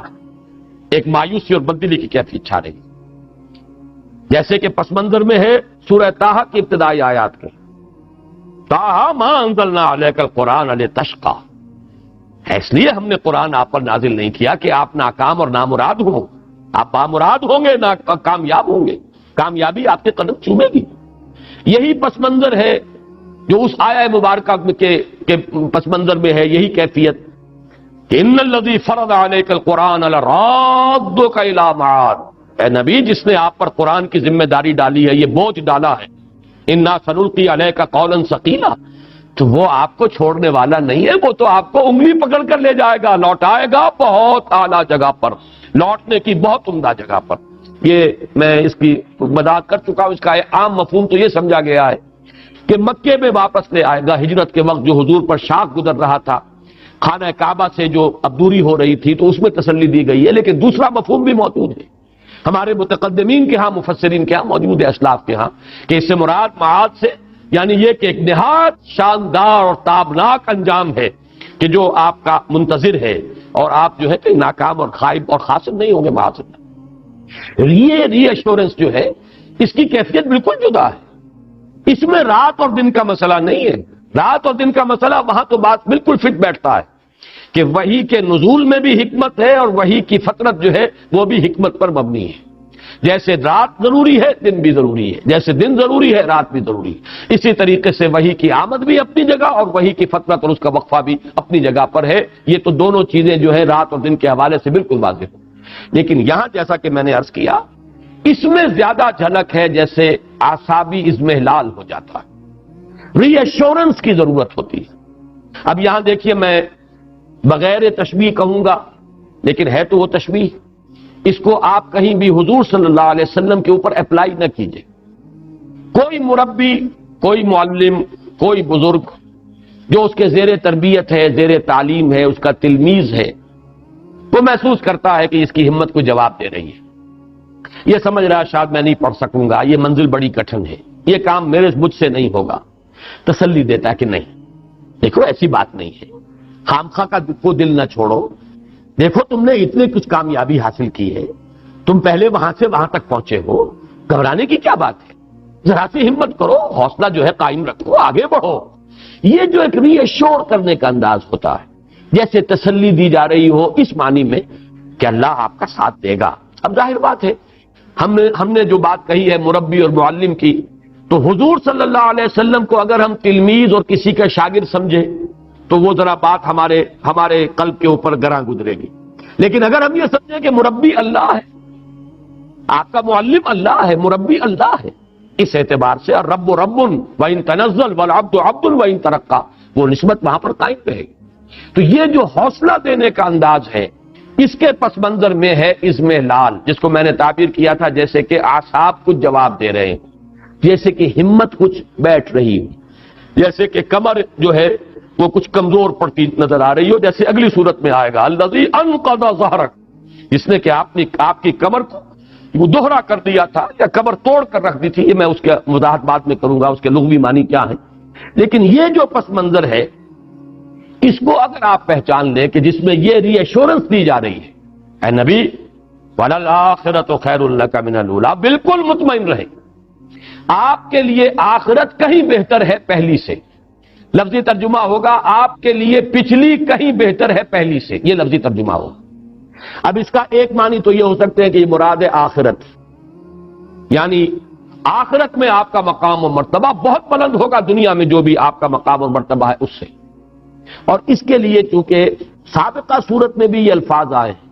وَإِنَّ لَنَا لَلْآخِرَةَ وَالْأُولَىٰ، ہمارے ہی اختیار میں ہے آخرت بھی اور اولا بھی، پچھلی زندگی بھی، آخرت کی زندگی بھی اور دنیا کی زندگی. اس اعتبار سے ان دونوں صورتوں کے اندر ایک لفظی مناسبت بھی پیدا ہوئی ہے. ایک مفہوم تو یہ ہے کہ آخرت سے مراد آخرت ہے معروف معنی میں، جسے اب آخرت سمجھتے ہیں بعد سے بعد الموت کی زندگی، اخروی زندگی، اور اولا سے مراد ہے دنیا کی زندگی. ایک مفہوم یہ لیا گیا ہے اور میرے نزدیک یہی صحیح ہے. ہر آنے والا وقت آپ کے لیے پچھلے وقت سے بہتر، اس دنیا میں بھی آپ کی ترقی درجات ہوتی رہے گی مسلسل، اور آخرت میں بھی آپ کی ترقی درجات کا سلسلہ منقطع نہیں ہوگا، مسلسل جاری رہے. اس میں مجھے آج بھی یاد آ رہا ہے مولانا داؤد غزنوی رحمۃ اللہ علیہ نے ایک مرتبہ تقریر کی تھی ساہیوال میں، منگمری کہلاتا تھا اس زمانے میں، تو انہوں نے بہت ہی وضاحت کے ساتھ اس مقام کو بیان کیا تھا اور بڑی پیاری ایک حدیث سنائی تھی. وہ میرے پاس حوالہ نہیں ہے اس وقت، میں صرف ان کو ہی سند کے طور پر پیش کر رہا ہوں. حضور نے فرمایا کہ میدان حشر میں لواء الحمد بیدی، اللہ کی حمد کا جھنڈا میرے ہاتھ میں ہوگا. یہ حمد جو ہے، آپ کا نام محمد بھی اسی سے ہے اور احمد بھی اسی سے ہے اور حامد بھی اسی سے ہے اور محمود بھی اسی سے ہے، اور یہ جو ہے یہ اس امت کے لیے بھی یہ لفظ آیا ہے. تو اس اعتبار سے لواء الحمد بیدی، اور خاص جملہ یہ ہے اس روز میں اللہ کی جو حمد بیان کروں گا وہ آج نہیں کر سکتا. پیارا جملہ ہے، اس لیے کہ حمد کوئی انسان بیان کرتا ہے اپنے خود معرفت کے مناسبت سے. جتنی گہری اپریسیشن آپ کو کسی شے کی حاصل ہوئی ہے اتنا ہی تو آپ اس کو بیان کر سکیں گے. یہ تو ہو سکتا ہے کہ اپریسیشن آپ کی زیادہ ہو، بیان آپ نہ کر سکیں، اتنی بھی نہ بیان کر سکیں. وہ تو یہ ہے کہ انسان کا یعنی کلام کی صلاحیت جو ہے اس میں کم ہے، قوت بیانیہ کا قصور ہے، اس کی کمی ہے. لیکن یہ کہ ظاہر بات ہے کہ جتنی اپریسیشن ہے اس سے زائد تو کوئی شخص بیان نہیں کر سکتا، کتنا ہی وہ طلاقت لسانی اور اس کے اندر قوت بیان موجود ہو، اس کا بیان رہے گا وہیں تک جہاں تک کی اپریسیشن اس کو حاصل ہوئی. معلوم ہوا کہ وہ معرفت رب جو حضور کو اس دنیا میں حاصل تھی اس سے کہیں بڑھ کر معرفت رب ہوگی میدان حشر میں، اور اس وقت جو حمد بیان کریں گے محمد الرسول اللہ صلی اللہ علیہ وسلم، وہ اس دنیا کی زندگی میں رہتے ہوئے وہ حمد بیان نہیں کر سکتے تھے. تو وَلَلْآخِرَةُ خَيْرٌ لَكَ مِنَ الْأُولَىٰ، ہر آنے والی ساعت آپ کے لیے پچھلی ساعت سے بہتر ہوگی اور آپ کے مراتب بلند سے بلند تر ہوتے چلے گا۔ وَلَسَوْفَ يُعْطِيكَ رَبُّكَ فَتَرْضَىٰ، اور عنقریب آپ کا رب آپ کو اتنا کچھ دے گا، وہ کچھ دے گا۔ اب یہ میں نے دو ڈائمنشنز علیحدہ کر دی، اتنا کچھ دے گا یہ گویا کہ کوانٹیٹیو ہے، وہ کچھ دے گا یہ کوالیٹیٹیو ہے، اور یہاں پر ان دونوں کو بالکل مبہم رکھا گیا، واضح نہیں کیا گیا۔ کہیں ابہام میں زیادہ تاثیر ہوتی ہے، وہ کچھ دے گا، وضاحت نہیں کیا کیا دے گا، اس کی وضاحت نہیں کی گئی، لیکن اس میں زیادہ جو ہے مبالغہ ہے، زیادہ تاثیر ہے۔ آپ کا رب آپ کو وہ کچھ دے گا اور اتنا کچھ دے گا کہ آپ راضی ہو جائیں گے۔ اب اس میں وہ کوانٹیٹیو کوالیٹیٹیو سارے ایلیمنٹس لے آئی، اس میں وہ چیز بھی لے آئی ہے، دنیا میں آپ کو کامیابی ہوگی، آپ فاتح کی حیثیت سے مکے میں داخل ہوں گے۔ وہ وقت آئے گا کہ یہی قبائل عرب جو ہے یدخلون فی دین اللہ افواجا، اللہ کے دین میں فوج میں فوج داخل ہوں گے۔ پھر آپ کی امت کے ہاتھوں کیسر و کسریٰ کی سلطنتیں جو ہے وہ زیر ہوں گی، اور وہاں پر جھنڈے گاڑے جائیں گے۔ آپ کے خلفائے راشدین کے زمانے میں کہاں سے کہاں تک بات پہنچ جائے گی۔ تو میں عرض کر رہا تھا کہ حضور نے فرمایا میرے لیے پوری زمین لپیٹ دی گئی، یہاں تک کہ میں نے اس کے مشارق اور مغارب سب دیکھ لیے، مشرق و مغرب سب میرے سامنے آ گئے، اور جو کچھ میں نے دیکھا ہے زمین کا حصہ، وہاں پر میری امت کی حکومت قائم۔ یہ بھی گویا کہ وہ ایک نبی ہے، وَلَسَوْفَ يُعْطِيكَ رَبُّكَ فَتَرْضَىٰ۔ پھر یہ کہ آخرت میں جو مقام ہوگا، خود آپ کو ذاتی طور پر مقام محمود پر فائز کیے جائے۔ پھر یہ کہ آپ کے لیے شفاعت کبریٰ، جس کی کہ احادیث کے اندر صراحت آئی ہے، تو اے نبی آپ راضی ہو جائیں گے۔ جب میں پہلے بیان کر چکا ہوں کہ وہاں حضرت ابو بکر سے خطاب تھا، تو وَلَسَوْفَ يَرْضَىٰ، یہاں وَلَسَوْفَ يُعْطِيكَ رَبُّكَ فَتَرْضَىٰ۔ اب اس میں تفاصیل کا جتنا بھی ہے رنگ وہ بھر لیجئے، کیا کچھ اللہ نے دیا اور کیا کچھ جو ہے ابھی آخرت میں محمد الرسول اللہ صلی اللہ علیہ وسلم اور آپ کی امت کے لیے کیا کیا مدارج ہیں اور کیا کیا رتبے ہیں جو اللہ نے رکھے ہیں۔ الم یجدک یتیما فآویٰ، یہ جب 3 آیتیں آ رہی ہیں، یہ بھی وہ انداز ہے، دیکھو ہم نے تمہارا ساتھ کبھی چھوڑا ہے پہلے؟ غور کرو اپنی سابقہ زندگی پر، جو تمہارا رب تمہیں ان مراحل سے گزار کر لایا، کہ آئندہ تمہارا ساتھ چھوڑ دے گا؟ یہ بھی جیسا کہ میں نے عرض کیا ہے کہ یہاں بھی تھوڑا سا آدمی کی زبان لڑکھڑاتی ہے کہ نبی اکرم صلی اللہ علیہ وسلم کو بھی ان چیزوں کے حوالے سے تذکیر کی ضرورت تھی۔ ہمارا ذہن قبول کرنے سے آپ کے خاص مقام و مرتبے کے اعتبار سے ذرا یہاں رکتا ہے، رکاوٹ محسوس کرتا ہے۔ سامنے کی باتیں ہیں بالکل، لیکن یہ کہ یہ سامنے کی باتیں جیسے کسی طالب علم کو کوئی استاد یاد دلاتا ہے، وہاں تو بات سمجھ میں آتی ہے، لیکن محمد الرسول اللہ صلی اللہ علیہ وسلم کو بھی کیا یہ باتیں اس طور سے یاد دلانے کی ضرورت تھی؟ یہاں آ کر ذرا طبیعت جو ہے رکتی ہے۔ بہرحال اس پر میں عرض کروں گا اس کی توجیہ کیا ہے۔ اس وقت یہ سمجھ لیجئے، یہ حضور کی حیات طیبہ کے 3 ادوار ہیں، جن میں اللہ کی رحمت اور شفقت جو ہے حضور پر، اللہ کی عنایت خصوصی حضور پر 3 مختلف صورتوں میں جو ہے وہ شامل حال ہوئی۔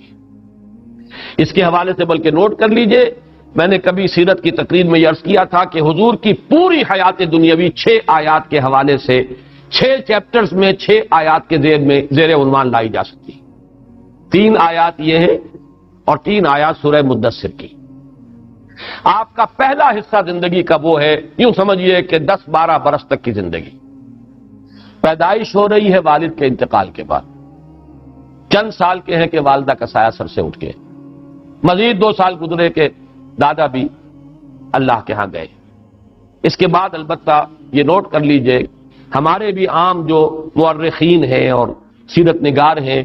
انہوں نے ایک بہت بڑا خلا چھوڑ دیا ہے۔ عبد المطلب کے انتقال کے بعد زبیر حضور کے تایا حضور کے اتالیق اور سرپرست رہے۔ ابو طالب کو زیادہ نمایاں کرنے کے لیے زبیر کا نام جو ہے خارج کر دیا گیا یہ سیرت کی کتابوں سے۔ وہ جو جنگ بھی ہوئی تھی، واحد جنگ ہے حضور کی اس دور میں جس میں کہ حضور شریک ہوئے ہیں،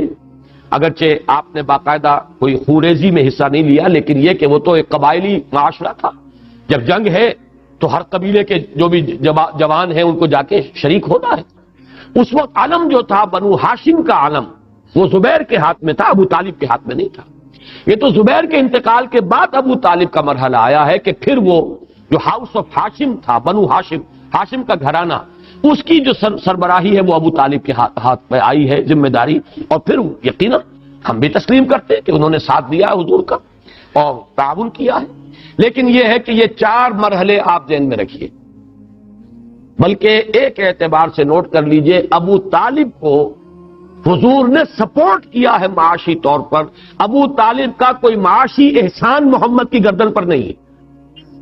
اور یہ میں کسی تعصب کی وجہ سے ہرگز نہیں کہہ رہا۔ جب میں ابو طالب کا وہ احسان مانتا ہوں اور ڈنکے کے چوٹ اعلان کرتا ہوں کہ 10 برس تک پروٹیکشن دنیا میں اگر حاصل تھی حضور کو تو وہ ابو طالب کی وجہ سے تھی، ورنہ آخرت میں تو ظاہر بات ہے اصل جو ہے پروٹیکشن وہ تو اللہ کی ہے، لیکن وہ تو ہے انویزیبل ورلڈ، وہ تو ہے غیبی ایک عالم۔ دنیا میں عالم اسباب میں پروٹیکشن جو حضور کو حاصل رہی ہے آغاز وحی کے بعد سے لے کر سن 10 تک، جب تک کہ ابو طالب کا انتقال نہیں ہو گیا، تو آپ کو جو بھی حفاظت حاصل رہی ہے وہ ابو طالب کی، کوئی شک نہیں۔ اور اس کی بنا پر ہم میں سے ہر شخص کی گردن پر اور کندھے پر احسان کا ایک بار گراں ہے ابو طالب کا۔ لیکن یہ کہ ایک درمیان میں نوٹ کر لیجئے، جہاں تک معاشی کفالت کا تعلق ہے حضور پر یہ احسان ابو طالب کا نہیں ہے، بلکہ ابو طالب پر احسان ہے حضور کا۔ آپ نے محنت کی، مزدوری کی، مشقت کی، آپ کماتے تھے اور ابو طالب کے گھرانے کو سپورٹ کرتے تھے، اس لیے کہ ابو طالب مفلس تھے، قلاش تھے، دنیاوی حیثیت ان کی نہیں تھی، مالدار نہیں تھے، عیالدار تھے، اولاد بہت تھی۔ حضور نے بھیڑیں بکریاں چرائی ہیں اور کمایا ہے، اور حضور نے محنت کی ہے اور پالا ہے اور معاشی اعتبار سے سپورٹ کیا ابو طالب کے گھرانے۔ پھر جب آپ کی شادی ہو گئی حضرت خدیجہ سے تو حضرت علی کو اپنے پاس اسی لیے رکھا ہے تاکہ وہ جو بوجھ ہے ابو طالب کے اوپر وہ کم رہے، جو اپنے بچوں کی جو بھی ہے ان کی کفالت کا، تو ایک شخص ان کے پاس، اور غالباً حضرت جعفر جو ہے وہ بھی کسی اور کے پاس تھے۔ تو اس اعتبار سے شاید حضرت عباس کے پاس، اگر میرا جو ہے وہ یادداشت اگر ٹھوکر نہیں کھا رہی، اسی وجہ سے یہ معاملہ تھا کہ عباس بھی جو ہے وہ کافی آسودہ حال تھے۔ ادھر حضور کو اللہ تعالیٰ نے غنا عطا کر دیا حضرت خدیجہ سے شادی کا، نتیجہ یہ نکلا ہے کہ حضرت علی یہاں تھے، جعفر وہاں تھے، اس لیے کہ ابو طالب سپورٹ نہیں کر پاتے۔ بہرحال پہلا مرحلہ جو ہے حضور کی حیات طیبہ کا، سیرت مطہرہ کا، الم یجد کا یتیما فآوا۔ اے محمد ذرا دیکھو تو صحیح، پیچھے مڑ کر نگاہ تو ڈالو، تو دنیا میں آئے تو تمہارے والد کا سر سے سایہ اٹھ چکا تھا، چند برس کے 6 برس کے تھے کہ دادا کی محبت سے بھی محروم، مزید 2 برس کے بعد ماں کی محبت اور شفقت بھی ختم ہوئی۔ پھر ہم نے کس کس طریقے سے آپ کے لیے بندوبست کیا، کہاں کہاں سے فآوا، پناہ دی ہے، کہاں کہاں سے پروٹیکشن ملی ہے، کیسی کیسی محبتیں آپ کو ملی ہیں، دادا کی محبت، والدہ کی محبت، پھر زبیر کی محبت۔ زبیر کے علم تلے محمد الرسول اللہ اس جنگ میں شریک تھے، اگرچہ باقاعدہ خوریزی میں آپ نے حصہ نہیں لیا، لیکن تھے، جھنڈا ان کے ہاتھ میں تھا۔ تو پہلا دور تو یہ ہے محمد الرسول اللہ صلی اللہ علیہ وسلم کی حیات دنیاوی کا، جس کے لیے عنوان ہے الم یجد کا یتیما فآوا۔ یہاں تھوڑا سا ان آیات کی ترتیب میں آگے پیچھے ہے، اور غالباً یہ آہنگ کا جو بھی قرآن مجید کے اندر جو ایک آہنگ ہے، صوتی آہنگ، یہ ڈیوائن میوزک جو ہے اس کا تقاضا ہے۔ دوسرا مرحلہ کیا ہے؟ وَوَجَدَكَ عَائِلًا فَأَغْنَىٰ، پایا آپ کو تنگ دست تو غنی کر دیا۔ اب اس کے دونوں پہلو ذہن میں رکھیے، ایک غنائے ظاہری جو حضرت خدیجہ رضی اللہ تعالی عنہا سے آپ کے نکاح کے ذریعے سے آپ کو دنیا میں غنا کی شکل حاصل ہوگی۔ اب یہ کہ دولت ہے، سرمایہ ہے، وفادار بیوی ہے، جان چھڑکنے والی بیوی ہے، اپنی ساری دولت جو ہے آپ کے قدموں میں لا ڈالی ہے۔ وہ واقعات میں نے آپ کو سنائے ہیں، امام راضی نے کوٹ کیا ہے۔ ایک موقع پر حضور کہیں باہر گئے، ابھی وحی کا آغاز نہیں ہوا تھا وہ دور، اس لیے کہ 15 برس ہیں آپ کی ازدواجی زندگی کے، جبکہ ابھی وحی شروع نہیں ہوئی۔ 25 برس کی عمر میں آپ کا نکاح ہوا حضرت خدیجہ سے، اور 40 برس کی عمر میں وحی کا آغاز ہوا، تو یہ 15 برس ہے۔ یا اس میں سے کوئی تھوڑا سا وقت نکال لیجئے، وہ میں تیسری آیت کے ذیل میں لاؤں گا جو یہاں درمیان میں آئی ہے۔ تو بہرحال 12-13 برس کا یہ مرحلہ بھی ذہن میں رکھیے، یہ آپ نے خوشحالی کا، اطمینان کا، ایک وفادار بیوی ہے نکاح میں، بچے بھی اللہ نے دیے ہیں، اگرچہ بیٹے ہوئے وہ لے لیے، بیٹیاں ہیں، ہرا بھرا گھر ہے، دولت ہے، آسائش ہے، عزت ہے، آپ کی تجارت ہے، آمد و رفت ہے۔ اس کا واقعہ وہ آتا ہے جو امام راضی نے نقل کیا ہے کہ حضور ایک مرتبہ نکل گئے ذرا مکے سے باہر، کہیں وادی میں آپ نے دیکھا کوئی قبیلہ ٹھہرا ہوا تھا، بہت مفلوق الحال لوگ، بدن پر کپڑے نہیں اور فاقوں سے معلوم ہوتا تھا سونکھ کر کاٹا ہوا۔ دیکھ کر آپ آ گئے، کپڑا لے کر لیٹ گئے، ایک کیفیت حزن کی اور ملال کی۔ حضرت خدیجہ نے پوچھا کیا معاملہ ہے، آپ کی طبیعت ناساز نہیں، کیا معاملہ ہے؟ فرمایا کہ میں گیا تھا باہر، میں نے دیکھا ایک ایسے لوگ ہیں اور میرے پاس کوئی دولت نہیں ہے کہ میں ان کی مدد کر سکوں۔ تو حضرت خدیجہ نے کہا کہ اچھا آپ جائیے فلاں فلاں لوگوں کو لے آئیے، بلا لائیے ذرا، مکے کے بڑے بڑے لوگ، اور ان میں الفاظ ہیں کہ فیہم الصدیق، حضرت ابوبکر کو بھی بلایا گیا، وہ بھی نمایاں لوگوں میں سے تھے، وہاں کی جو ہائرارکی ہے اس میں بھی ان کا مقام تھا، وہ بھی آئے ہیں۔ تو بہت سے لوگ جو آ گئے، جمع کر لیا، اتنی دیر میں اتنا بڑا ڈھیر اشرفیوں کا حضرت خدیجہ نے لگایا کہ جب حضور آ کر بیٹھے تو اس کے پیچھے چھپ گئے اور پھر کھڑے ہو کر کہا حضرت خدیجہ نے، آپ سب لوگ گوا رہے ہیں، میں نے یہ ساری دولت محمد کو دی، وہ جہاں چاہیں خرچ کریں۔ یہ ہے ان کی شان۔ تو یہ ظاہری غنا ہے، ابھی اس کو بھی آپ سمجھیے کہ یہ ظاہری غنا ہے۔ اصل غنا تو غنا النفس ہے، الغنا غنا النفس، وہ تو آپ کا قلب جو ہے وہ تو غنی ہمیشہ تھا اور ہمیشہ رہا، لیکن یہ کہ یہاں در حقیقت مراد جو ہے وہ غنا جو ہے وہ باطنی غنا نہیں، فوجدک عائلا فاغنا، پایا آپ کو تنگ تو آپ کو غنی کر دیا۔ یہ وہ زندگی کا دوسرا دور ہے۔ تیسرا دور وہ ہے، یہ ہے در حقیقت ایک اعتبار سے بڑا سخت دور جو حضور پر گزرا ہے، اس کو آپ کہہ سکتے ہیں فلسفیانہ غور و فکر کا دور۔ دیکھیے اس کو ایک انداز سے ذرا حضور کے مقام و مرتبے کے اور آپ کے ذکر سے تو یہ چیز پھر غیر متناسب اور نامناسب نظر آتی ہے، لیکن بات کو سمجھیے، جب تک کہ ایک تنگ دستی تھی تو پوری محنت جو ہے جسمانی مشقت لگ رہی ہے، اب جب فراغت بھی ہو گئی، ہر طرح کی سہولتیں بھی حاصل ہو گئیں، گھریلو ازدواجی زندگی کی مسرتیں بھی حاصل ہیں، تو غالباً اب وہ وقت آیا ہے کہ فلسفیانہ غور و فکر، یہ کائنات ہے کیا، یہ زندگی ہے کیا، یہ ہم کہاں سے آئے ہیں، کہاں جا رہے ہیں، یہ گاڑی چلے جا رہی ہے، رو میں ہے رخش عمر، کہاں دیکھیے تو ہمیں نہ ہاتھ باغ پہ ہے نہ پا ہے رکاب میں، کدھر جا رہے ہیں پتہ نہیں، کہاں ہم جا رہے ہیں، کہاں سے ہدایت ملے۔ پھر یہ جو پستی ہے اخلاقی، اب ظاہر بات ہے جو خود اخلاق کی اس بلندی پر فائز ہو، اسے جو اپنے معاشرے میں پستی نظر آ رہی ہے، یہ لوگ کس درجے دنات اور کس درجے کمینگی کا مظاہرہ کر رہے ہیں، کیسی درندگی کا مظاہرہ ہو رہا ہے، غلاموں پر جو ظلم و ستم ہو رہا ہے، لوگوں کے اندر جو ہے اخلاق کا شمع نہیں رہا، یتیموں کو دھکے دیے جا رہے ہیں، بھوکوں کو کھانا کھلانے والا کوئی نہیں ہے، یہ سب کچھ ہو رہا ہے، فحاشی ہے۔ اور عشقیہ داستانیں جو ہے کھڑے ہو کر بڑے شوق سے لمبے لمبے قصیدوں کے اندر بیان کی جا رہے ہیں، فحاشی ہو رہی ہے، یہ ننگے مادر ذات برہنہ طواف کیا جا رہا ہے کعبے کا، کیا ہو رہا ہے، اس کا کیا علاج ہے، حالات میں کوئی بہتری ہو سکتی ہے، کیسے ہوگی؟ ایک سلیم الفطرت انسان ایک طرف تو اپنے ماحول کو دیکھ کر کڑ رہا ہے، سوچ رہا ہے اس کا حل کیا ہے، ہو بھی سکے گا حل کہ نہیں، کوئی امکان ہے اس کے درست ہونے میں؟ پھر یہ کہ مجھے کہاں سے ہدایت ملے، یقین والی دولت کہاں سے ملے، یہ ساری چیزیں وہ ہیں جو فلسفیانہ غور و فکر کا ایک بڑا شدید مرحلہ محمد الرسول اللہ پر گزرا ہے۔ بلکہ یہ ابھی لفظ رسول اللہ میں نے ایڈ کر دیا، اس وقت تک تو ابھی آپ کی نبوت ظاہر نہیں ہوئی، رسالت پر فائز نہیں ہوئے، یہ ایک حکیمانہ غور و فکر کا مرحلہ ہے۔ اسی کے بارے میں حدیث میں آتا ہے کہ فلما بلغ 40 سنة حبب إليه الخلاء فكان يخلو بغار حراء يتحنث فيه، آپ نے غور و فکر شروع کیا، خلوت گزینی محبوب ہو گئی، اب ملنا جلنا چھوڑ دیا لوگوں سے، جیسے کہتے ہیں وڈرا کر لینا، وہ ملنا جلنا، دنیا کی محفلوں سے اکتا گیا ہوں یا رب، کیا لطف انجمن کا جب دل ہی بجھ گیا ہو۔ بہرحال یہ شعر پورے طور پر تو یہاں پہ منطبق نہ کیجئے، دل کے بجھنے کا کوئی سوال نہیں، لیکن دلچسپی نہیں رہی، غور و فکر، سوچ وچار، اسی غور و فکر کے اندر غلطہ و پیچا، اسی میں پھر یہ کیفیت اتنی شدت پیدا ہوئی کہ گھر سے بھی نکل گئے، کئی دن کئی راتیں مسلسل غار حرا میں وہ غور و فکر ہو رہا ہے، یتحنس کا لفظ آیا حدیث میں، حضرت عائشہ سے یہ روایت ہے کہ جب آپ کی عمر شریف 40 کے لگ بھگ ہوئی تو آپ کی طبیعت کے اندر خلوت گزینی محبوب ہو گئی، آپ کو لوگوں سے کٹ کر اور منقطع ہو کر کہیں علیحدگی میں بیٹھنا۔ پھر یہاں تک ہوا کہ اس کے اندر شدت پیدا ہوئی کہ غار حرا میں کئی کئی دن آپ مقیم رہتے تھے، کچھ کھانے پینے کا سامان حضرت خدیجہ جو ہے باندھ دیتی تھی اور وہاں جا کر آپ مقیم رہتے تھے، غور و فکر کرتے تھے۔ یتحنس فی، اب تحنس کا لفظی ترجمہ ہے عبادت یا گناہ کے اثرات کو زائل کرنے کی کوشش کرنا۔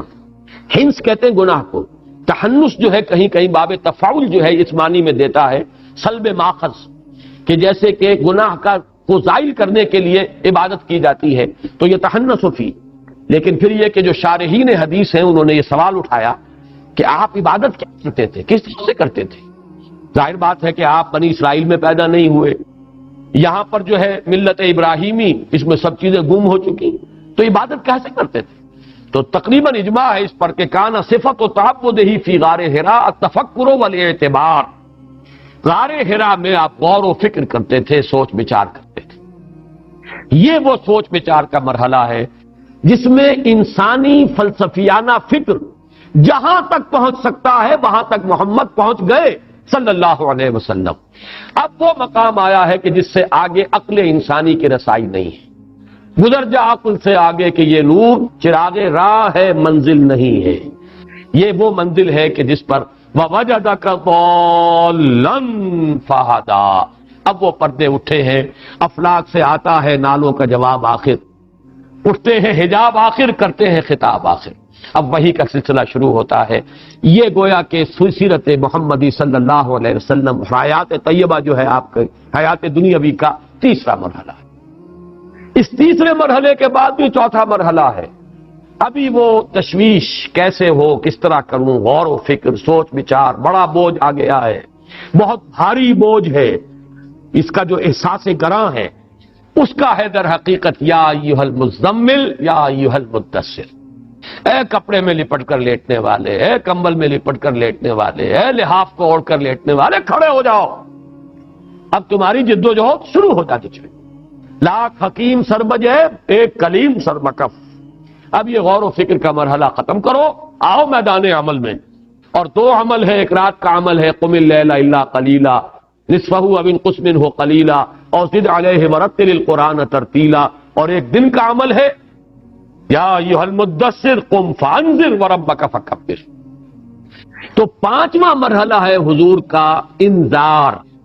پورا مکی دور جو ہے آپ یہاں سمجھیے، دعوت، انذار، خبردار کرنا، جگانا، ہوش میں لانا، یہ 13 برس جو ہے یہ در حقیقت مرحلہ ہے انذار کا۔ اور آخری 11 برس یہ مرحلہ ہے تکبیر رب۔ اب اللہ کے جھنڈے کو بلند کرنے کے لیے سیف بدست آپ محمد الرسول اللہ صلی اللہ علیہ وسلم جہاد اور قتال کے میدان میں۔ 6 آیات کے حوالے سے حیات دنیاوی محمد الرسول اللہ صلی اللہ علیہ وسلم کی الم یجد کا یتیما فآویٰ، پہلے 10، 11، 12 برس، ووجدک عائلا فاغنیٰ، یہ وہ درمیانی حصہ، جیسے کہ آپ کی تجارت بھی کچھ کامیابی حاصل ہوئی اور پھر خاص طور پر حضرت خدیجہ سے شادی کے بعد، اور پھر وہ جو زندگی کا آسائش کا، آرام کا، دنیاوی جسے آپ کہتے ہیں خوشیوں کا ایک وقت آیا ہے جو گزرا ہے، ہر طرح کی سہولت، دنیاوی آسائش۔ پھر وہ وقت آیا غور و فکر، سوچ بچار۔ پھر وہ وقت آیا اب کھڑے ہو جاؤ، یا ایھا المدثر، کمر کس لو، یا ایھا المزمل قم، یا ایھا المدثر قم۔ اور اس کا پہلا مرحلہ انذار، قم فانذر، اور آخری مرحلہ وربک فکبر، تکبیر رب اور اس کے لیے باطل سے پنجہ آزمائی، یہاں تک کہ قتال، اللہ کی راہ میں جنگ۔ یہ ہیں 6 مراحل اور 6 آیات۔ بہرحال ان کے حوالے سے اب جو بات مجھے عرض کرنی ہے وہ یہ ہے وَوَجَدَكَ ضَالًّا فَهَدَىٰ، اس پر یہ ہے کہ ضال کے لفظی معنی کیا ہیں، اس پر بہت سی آپ کو مل جائیں گی تفاسیر کے اندر آ رہا۔ ضال کے معنی جو ہے یہ سمجھ لیجئے ایسا شخص بھی ہو سکتا ہے جو راہ سے بھٹک گیا ہو، لیکن اس کا بھٹکنا شرارت نفس کی وجہ سے نہ، مغالطے کی وجہ سے۔ خلوص میں بھی تو آدمی غلطی کر بیٹھتا،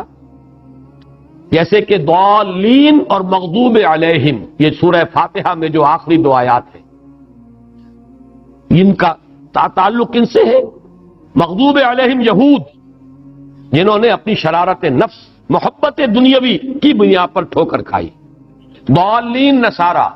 جنہوں نے محبت میں غلو کیا حضرت عیسیٰ علیہ السلام کے، اور رہبانیت میں غلو کیا، ترک دنیا میں غلو کیا۔ ظاہر بات ہے یہ دونوں چیزیں بدنیتی پر نہیں ہیں، چاہے وہ عقیدت اور محبت کا غلو ہے وہ بدنیتی نہیں ہے، اگر رہبانیت کا راستہ اختیار کیا وہ بھی بدنیتی نہیں ہے۔ نیک نیتی کے ساتھ راستے سے بھٹک جانا یہ بھی لفظ ضال کا مصداق ہے۔ پھر ضال عربی زبان میں آتا ہے کوئی شخص کسی جذبے سے اتنا مغلوب الحال ہو جائے، جیسے کسی کے عشق میں دیوانگی، کوئی ایک کیفیت ایسی طاری ہو گئی ہے جو صوفیہ کی اصطلاح ہے مجذوب، متحیر، فلسفیوں کی اصطلاح ہے متحیر، حیران، اس لیے کہ اس کائنات کا عقدہ کہ کسی نے نہ آج تک یہ سلجھایا ہے اور نہ یہ سلجھے گا، کہ کس نقصد نہ منک شاید بحکمت ہی معمارہ، حیران کی، وہ بھی ضال کا لفظ ہے۔ آدمی حیران کھڑا ہو ادھر جاؤں یا ادھر جاؤں، یہ بھی ضال ہے۔ راستہ ابھی واضح نہیں ہے، ابھی راستے کی تلاش میں ہے، یہ بھی ضال ہے۔ کوئی کسی کی محبت جو ہے اس درجے سوار ہو گئی ہے کہ اپنا ہوش نہیں رہا، اپنے جو ہے اپنے نہ پیٹ کا خیال ہے، نہ اپنی بھوک کا خیال ہے، نہ اپنے آرام کا خیال ہے، یہ بھی لفظ ضال کا مصداق ہے۔ یہاں پر ان تمام میں سے آئے گا تلاش حقیقت میں سرگرداں، وہ فلسفیانہ غور و فکر کا مرحلہ جو محمد الرسول اللہ صلی اللہ علیہ وسلم نے غار حرا میں طے کیا ہے۔ وَوَجَدَكَ ضَالًّا فَهَدَىٰ۔ اب اس پر جو بات مجھے عرض کرنی ہے، اور یہ میں محسوس کر رہا ہوں کہ آج ہمیں سورۃ الضحیٰ ہی پر اکتفا کرنی پڑے گی، سورۃ الانشراح جو ہے وہ کل ہم پڑھیں گے انشاءاللہ، لیکن اس کو ہم مکمل کر لیں گے۔ ان دونوں کیفیات کو جمع کر لیجئے۔ پہلی کیفیت وہ یہ احساس کہ میرے رب نے کہیں مجھے چھوڑ تو نہیں دیا، یہ تشویش، یہ اضطراب کہ عشقست تو ہزار بدگمانی۔ دوسرا احساس یہ کامیاب ہو سکوں گا، اتنا بڑا بھاری بوجھ اٹھا سکوں گا، کیا یہ اس مشن، اس کی ذمہ داری میں ادا کر سکوں گا، یہ دوسری تشویش ہے۔ اور اس میں ہمت کا کچھ جواب دے جانا، جیسے کہ نیورستینیا کا لفظ میں نے استعمال کیا۔ ان دونوں کیفیات کو جمع کیجئے تو اب صوفیہ کی ایک اصطلاح کے حوالے سے بات سمجھ میں آئے گی۔ قبض کی کیفیت، شدید قبض کی کیفیت تھی محمد الرسول اللہ صلی اللہ علیہ وسلم پر، جس میں کہ یہ سورہ مبارکہ نازل ہوئی ہے آپ کی دلجوئی اور تسلی کے لیے۔ اس کے لیے ذرا تھوڑی سی وضاحت مجھے کرنی پڑے گی۔ دیکھیے، انسانوں کی اکثریت تو ان پر مشتمل ہے جو بے حس ہوتے ہیں اور غبی ہوتے ہیں، جو ہو جائے ڈھیٹ انسان، کسی چیز کی کوئی خاص، بس اپنی فکر ہے، اپنے بطن اور فرج کے تقاضے ہیں، مال جمع کرنا ہے، اس سے آگے کوئی اور فکر نہیں، کوئی سوچ نہیں، کوئی احساسات نہیں۔ کسی کے دل پر کیا بیت رہی ہے ہمیں کیا، وہ جانے۔ کوئی بھوکا ہے ہمیں کیا۔ ایک وہ کیفیت ہے کہ قافلے کو دیکھ کر آئے قبیلے کو، اور حضور صلی اللہ علیہ وسلم کی کیفیت وہ ہو گئی جس میں کہ حضرت خدیجہ رضی اللہ تعالی عنہا نے وہ قدم اٹھایا۔ دیکھیے کہ ہوا کرے، ہم کسی کے ذمہ دار تو نہیں، لا ابالی، جیسے آ چکا ہے پچھلی صورت میں، من بخل واستغنی استغنا۔ ان لوگوں کو چھوڑ دیجئے تو ایک اقلیت انسانوں کی ایسی ہوتی ہے جن کے لیے میں دو لفظ اب استعمال کر رہا ہوں، ذہین اور حساس۔ ذہین اور حساس لوگوں میں قبض اور بسط کی کیفیت، یہ مختلف سائیکلز ہیں جو آتی رہتی ہیں۔ کبھی طبیعت میں پشمردگی ہے، دل بجھا ہوا سا ہے، کچھ نا امیدی سی ہے، خود اپنے اوپر اعتماد کی کمی محسوس ہو رہی ہے، مجھ میں صلاحیت نہیں ہے، میں کچھ نہیں کر سکتا، اب تک جو کچھ کیا بھی ہے، امنگ بھی ہے، امید بھی ہے، روشن پہلو نظر آ رہے ہیں۔ قبض کی کیفیت میں تاریک پہلو نظر آتے ہیں، مایوسی کے پہلو نظر آتے ہیں، پیسیمزم کی کیفیت، اور یہ جو بسط کی کیفیت ہے اس میں روشن پہلو۔ دیکھو یہ بھی تو ہے نا، آخر یہ بھی تو ہوا ہے اور بھی ہو سکتا ہے، آخر اب تک میں نے یہ کام بھی تو کر لیا، آگے بھی مشکل آسان ہو سکتی ہے۔ یہ دو کیفیات ہیں قبض اور بسط کی، جن کو کہ صوفیاء کرام نے یہ اصطلاحات، یہ عنوان دیے، قبض اور بسط۔ جتنی انسان کے اندر حساسیت کی کیفیت زیادہ ہوگی، ذہانت زیادہ ہوگی، اتنا ہی یہ جو ویوز ہیں اس کی ایمپلیٹیوڈ زیادہ ہوتی ہے۔ کم ذہین انسان ہے، کم حساس ہے، آئیں گے تو صحیح ہے، لیکن یہ کہ وہ ویو جو ہے اس کا ایمپلیٹیوڈ جو ہے اس کے اندر اوپر اور نیچے کی کیفیت زیادہ نہیں ہوگی۔ لیکن جتنا یہ معاملہ بڑھتا ہے یہ جو ویو ہے اس کی ایمپلیٹیوڈ بڑھتا چلا جائے۔ لیکن نارمل انسان کا معاملہ یہ ہے کہ یہ حدود کے اندر رہے، اسی کی ایک کیفیت جو ہے ایب نارمل جب ہو جاتا ہے یہی ہے جو جدید ہماری جو سائیکولوجیکل میڈیسن ہے اس میں اسے مینیکس ڈپریسو سائیکوسس کہا جاتا ہے۔ مایوسی ہوئی تو اتنی ہوئی کہ جیسے کمر ٹوٹ کر رہ گئی، اور اسی ڈپریشن میں ہوتی ہیں خودکشیاں، خودکشی کر جاتا ہے ڈپریشن۔ کچھ روشن پہلو نظر ہی نہیں آ رہا، کوئی امید کا پہلو نظر ہی نہیں آ رہا، کوئی صورت نظر نہیں آتی، کوئی امید بر نہیں آتی، کس طرف جاؤں، کدھر دیکھوں، کسے آواز دوں؟ اے ہجوم نامرادی دل بہت گھبرائے ہے۔ اور جب آدمی محسوس کرتا I can't face these realities، he commits suicide۔ یہ اور جب کیفیت ہوتی ہے انشراح کی تو آدمی خوب بھاگ رہا ہے، دوڑ رہا ہے، امنگ ہے، محنت ہے، دوڑ رہا ہے، امیدیں ہیں، اب ہر چیز کا روشن پہلو نظر آ رہا ہے۔ عجیب ہے یہ۔ اصل میں مجھے کچھ تجربہ بھی ہوا ہے، ہمارے خاندان میں بھی یہ مرض موجود رہا۔ میرے والد مرحوم کافی طویل عرصے اس مینیک ڈپریسو سائیکوسس کے مریض رہے۔ کچھ ہوتا ہے یہ معاملہ، ویسے بھی شاید ہمارا خاندان جو ہے اس کیٹیگری میں آتا ہے جس میں ذہانت نسبتاً کچھ زیادہ ہے، حساسیت بھی نسبتاً کچھ زیادہ ہے۔ یہ دوسری بات ہے کہ کوئی شخص جو ہے یہ فلسفے کے طور پر اختیار کر لے کہ اپنے آپ کو ڈھیٹ بنا لینا ہے، یہ فلسفہ بھی بن سکتا ہے۔ لیکن یہ ہے کہ اگر آدمی چھوڑ دے اپنی طبیعت کو تو یہ دونوں کیفیات آتی ہیں۔ انہی کیفیات میں اگر یہ جو اپورڈ اینڈ ڈاؤنورڈ موومنٹ ہے یہ ایک حد سے نکل جائے تو یہ بیماری ہے مینیک سائیکوسس، مینیک ڈپریسو سائیکوسس۔ اس میں جب آدمی ہوتا ہے وہ اپر کیفیت میں تو اس کے اندر بڑی عظیمت ہے، روشنی ہے، امید ہے، لوگوں سے گفتگو کر رہا ہے، حق بول رہا ہے، خوب جو ہے محفل کے اندر، اب وہ محفل میں اسے دلچسپی محسوس ہو رہی ہے اور اسے ہر چیز کا روشن پہلو نظر آ رہا ہے، خود اپنے وجود کا بھی روشن پہلو، دوسروں کے وجود کا بھی، دوسروں کی بات میں سے بھی وہ اچھا پہلو تلاش کریں گے، وہ برا پہلو تلاش نہیں کریں گے۔ جب دوسری کیفیت ہے ڈپریشن کی، ہر ایک کی بات میں کوئی برائی نظر آئے گی، کوئی اس کی نیت کا فطور ہے، کوئی فساد ہے، کوئی یہ جو ہے بدنیتی کے ساتھ یہ بات کر رہا ہے، کوئی خیر کہیں ہے ہی نہیں، برائی ہی برائی ہے، مایوسی ہی مایوسی ہے، بدلی ہی بدلی۔ یہ ہے در حقیقت وہ کیفیت، اس کو غالب نے بہترین انداز میں تعبیر کیا ہے۔ ذہین اور حساس انسانوں میں ان کی جو ترقی ہے وہ انہی مراحل سے ہو کر گزرتی ہے، اور ہر ڈپریشن کے بعد، ڈپریشن میں اس سینس میں استعمال نہیں کر رہا، یعنی بیماری کی حد تک پہنچنے والی ڈپریشن نہیں، صرف قبض کی حد تک پہنچنے والا معاملہ۔ ہر قبض کے بعد جب بست آتا ہے تو آگے ترقی ہوتی ہے، جس کو آپ کہتے ہیں بائی لیپس اینڈ باؤنڈس،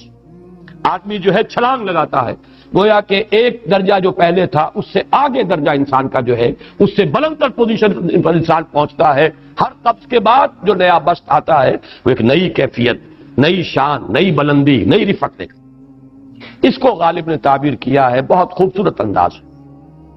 رکتی ہے میری طبع تو ہوتی ہے رواں اور، یعنی شاعر بھی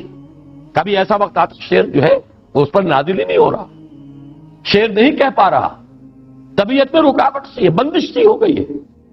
کوئی کلام موضوع ہو ہی نہیں رہا۔ لیکن پھر جب یہ کیفیت جو ہے بدلتی ہے اور جب پھر بست کی کیفیت آتی ہے، رکتی ہے میری طبع تو ہوتی ہے رواں اور، پھر اس کے اندر ایک جولانی نئی ایک کیفیت جو ہے انشراح کی، وہ ایک بالکل نئی کیفیت، نئی شان کے ساتھ۔ یہ ہے وہ معاملہ جو ان آیات مبارکہ کے پس منظر میں ہے۔ اسی لیے اب میں آپ کو اس کا حوالہ دے رہا ہوں، تفسیر مظہری میں قاضی ثناء اللہ پانی پتی رحمت اللہ علیہ نے بہت عمدہ بات فرمائی کہ حالت قبض اگر کسی شخص پر طاری ہو تو اس حال میں اکسیر کا درجہ رکھتی ہے یہ سورہ مبارکہ، اس لیے کہ یہ نازل ہوئی ہے محمد الرسول اللہ صلی اللہ علیہ وسلم پر اسی حالت قبض میں.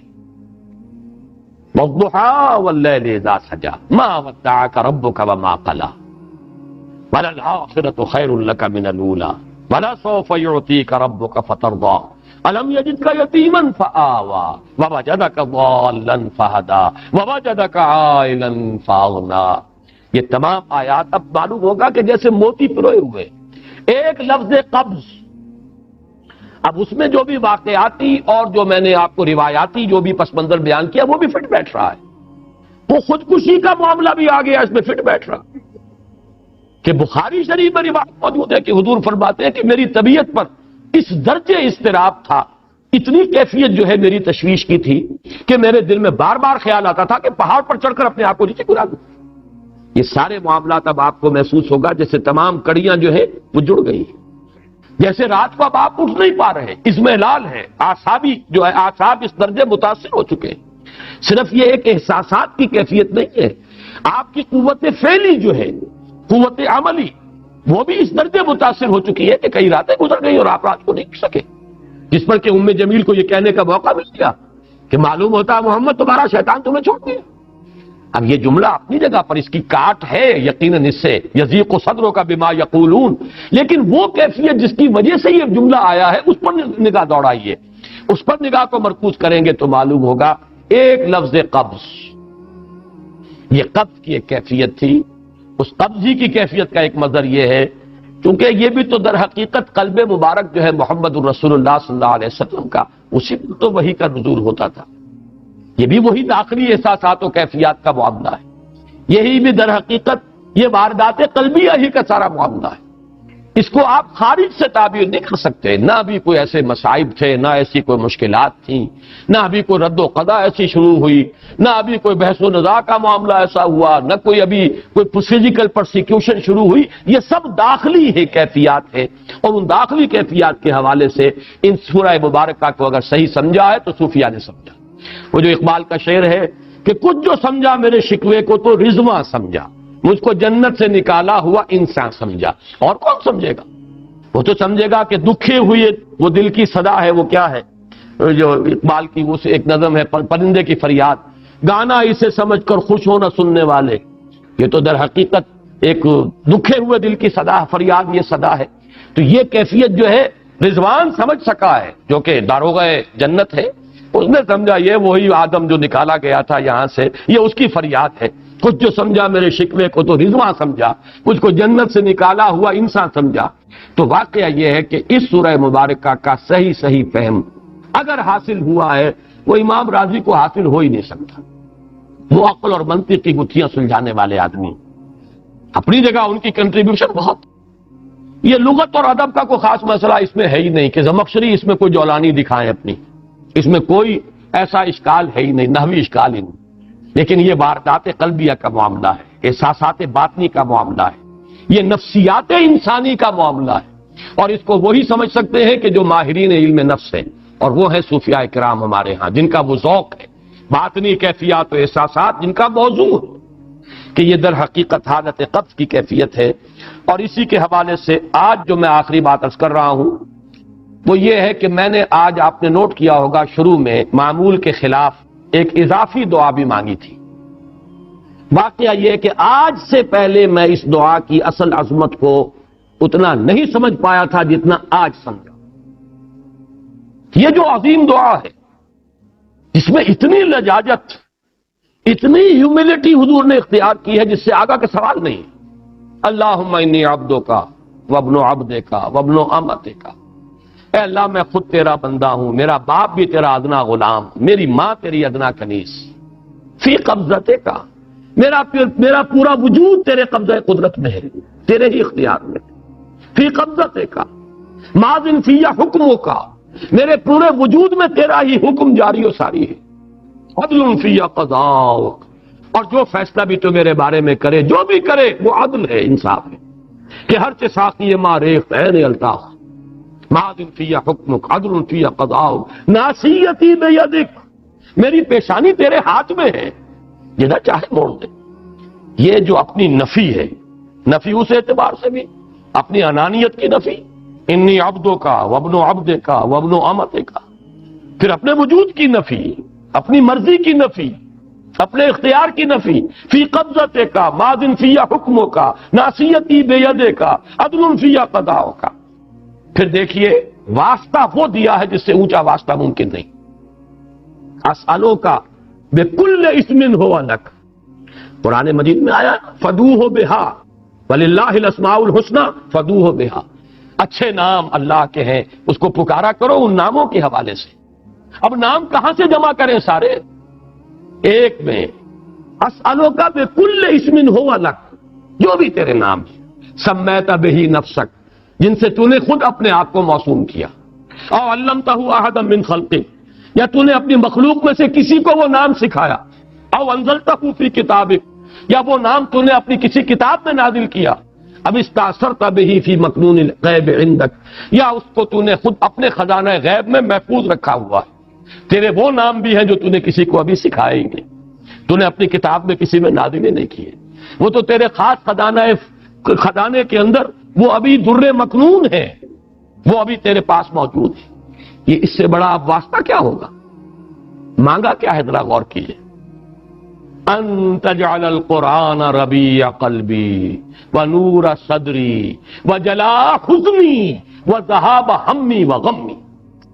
استدعا میں یہ کر رہا ہوں پروردگار اس قرآن کو میرے دل کی بہار بنا دے، میرے دل کا نور بنا دے، نور صدری، ان تجعل القرآن ربیع قلبی، میرے دل کی بہار، ونور صدری، میرے سینے کا نور، وجلاء حزنی، یہ حزن جو جس سے کہ محمد دو چار ہے صلی اللہ علیہ وسلم، یہ وہ کیفیت جو ہے قبض کی، اس کو دور کرنے کا ذریعہ بنا دے اس قرآن کو، جلاء حزنی وذہاب ہمی وغمی، اور میرے ہموم، میرے تفکرات، میرے غموں کو دور کرنے کا ذریعہ بنا۔ یہ عظیم دعا آج سورۃ الضحیٰ پر غور و فکر کرتے ہوئے، ویسے تو میں تقریباً 30 برس سے اس دعا کا مبلغ ہوں، اس لیے کہ جب میں نے یہاں کام شروع کیا تھا لاہور میں، جو تقریریں کی تھی مسلمانوں پر قرآن مجید کے حقوق کے نام سے جو شائع شدہ ہیں، اس پمفلٹ کے آخر میں نے یہ دعا درج کی ہے۔ یہ اصل میں کچھ مختلف احادیث میں ٹکڑے آئے ہیں، کہیں کوئی ایک ٹکڑا کم ہے، کہیں دوسرا کم ہے، میں نے بڑی تحقیق کر کے تمام روایتوں کو جمع کر کے پھر اس کو مرتب کیا ہے، اور وہ بڑی خوبصورت میں نے اس کی سیٹنگ کی ہے، اور وہ اس کتابچے کے آخر میں ہے۔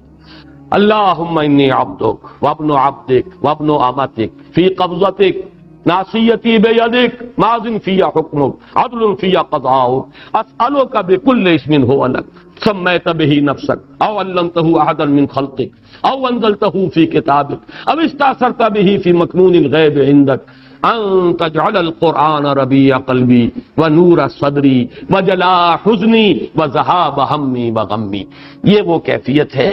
اور وہ قرآن جو اس کیفیت میں سب سے زیادہ پر تاثیر ہے وہ یہ قرآن ہے، ان دو صورتوں پر مشتمل قرآن، سورۃ الضحیٰ، سورۃ الانشراح، والضحیٰ واللیل اذا سجا ما ودعک ربک وما قلی وللآخرۃ خیر لک من الاولی ولسوف یعطیک ربک فترضی الم یجدک یتیما فآوی ووجدک ضالا فہدی ووجدک عائلا فاغنی۔ اب آخری حصہ رہ گیا، اس میں کوئی خاص وضاحت کی ضرورت نہیں۔ 3 آیت آخری جو ہے، فَأَمَّا الْيَتِيمَ فَلَا تَقْهَرْ وَأَمَّا السَّائِلَ فَلَا تَنْهَرْ وَأَمَّا بِنِعْمَةِ رَبِّكَ فَحَدِّثْ۔ ان میں سے جہاں تک تو پہلی 2 آیتیں ہیں، ان میں تو یوں سمجھیے کہ عام فطرت انسانی کے نزدیک جو چیزیں خیر ہیں، یہاں پر حضور کو بھی وہی حکم دیا جا رہا ہے یا تاکید کی جا رہی ہے، بلکہ ایک اعتبار سے یہ عدم مناسبت رکھتے ہوا نظر آتا ہے بظاہر۔ حضور خلق عظیم پر تو پہلے سے فائق تھے،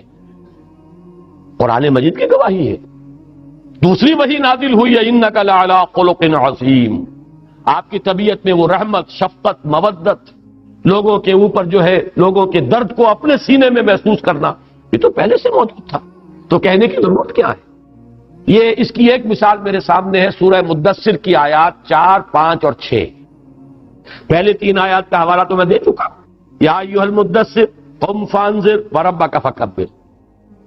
وثیابک فطہر والرجز فاہجر ولا تمنن تستکثر۔ یہ 3 آیتیں جو ہیں، یہ بڑی وہاں محسوس ہوتا ہے بظاہر کہ جس بلندی پر بات ہو رہی تھی یہ باتیں کچھ اس کے ساتھ کچھ اس متناسب نہیں ہے. معلوم ہوتا ہے کہ یہ چیزیں حضور کے طہارت ذاتی، کپڑوں کا پاک رکھنا، جسم کا پاک رکھنا، احسان کرنا تو یہ نہ چاہنا کہ کوئی اس کا بدلہ ملے، یہ ساری چیزیں جو ہے یہ تو یوں سمجھیے کہ وہ بنیادی اخلاقیات ہیں جن کو حضور کو بتانے کی ضرورت نہیں جس مقام پر کہ محمد رسول اللہ فائز تھے. تو ہم یہی کہیں گے کہ یہ اصل میں اس لیے لایا گیا کہ حضور سے خطاب کرتے ہوئے امت کے لیے یہاں رہنمائی ہے. ہم میں سے ہر شخص کو ضرورت ہے اس کے، جو بھی آپ کے نقش قدم پر چل کر یہ کام کرنا چاہے، دعوت الی الخیر اور انذار اور تکبیر رب کی جد و جہد میں اپنے آپ کو مبتلا کرنا چاہیں، وہ پہلے یہ کام کر لیں. اپنے جسم کو بھی پاک کریں، اپنے کپڑوں کو بھی پاک کریں، ہر طرح کی گندگی علائش سے اپنے آپ کو آزاد کریں. اور یہ کہ احسان دھرنا اور کوئی کام کسی کے لیے خیر کا کرنا، کوئی اور اس کا کوئی بدلہ لینے کے لیے ان تمام پستیوں سے اپنے آپ کو بلند کریں گے تو وہ کام کر سکیں. وہی معاملہ میں یہاں سمجھتا ہوں. اما الیتیم فلا تقہر، یتیم پر قہر کہتے ہیں غالب آ جانا، چھا جانا، ڈومینیٹ کر جانا. قہار کہتے ہیں اس کو جو چھایا ہوا ہو، غالب. یتیم کے اوپر اس طرح کا تعلق اس کے ساتھ یا ایسا سلوک کہ وہ اپنے آپ کو دباؤ میں محسوس کرے، یہ ہے در حقیقت جس سے روکا جا رہا ہے. اب اس میں وہ احادیث اور یتیموں کے ساتھ حسن سلوک کی ترغیب، اور حضور نے جو فرمایا انا وکافل الیتیم کہاتین یوم القیامہ، یہ آپ کو مختلف تفاسیر کے اندر یہ چیزیں مل جائیں گی. اس وقت تو ہمیں صرف رب کو سمجھنا ہے. اما الیتیم فلا تقہر نسبت کس سے ہے؟ الم یجدک یتیما فآویٰ، آپ کو ہم نے پایا، دیکھا یتیم، پیدا ہوئے دنیا میں یتیم، در یتیم،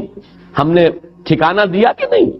اب اس کا حق ادا ہوگا اسی طریقے سے کہ ہر یتیم کے سر پر آپ کا اسی طرح شفقت کا ہاتھ رکھا رہے، اس کے لیے اس خیر ہو، بھلائی ہو، اس پر قہر نہ ہو، جبر نہ ہو. معاذ اللہ اس کا کوئی امکان حضور سے نہیں تھا. وَأَمَّا الْيَتِيمَ فَلَا تَقْهَرْ وَأَمَّا السَّائِلَ فَلَا تَنْهَرْ، آپ کو پایا تنگ دست ہم نے غنی کیا.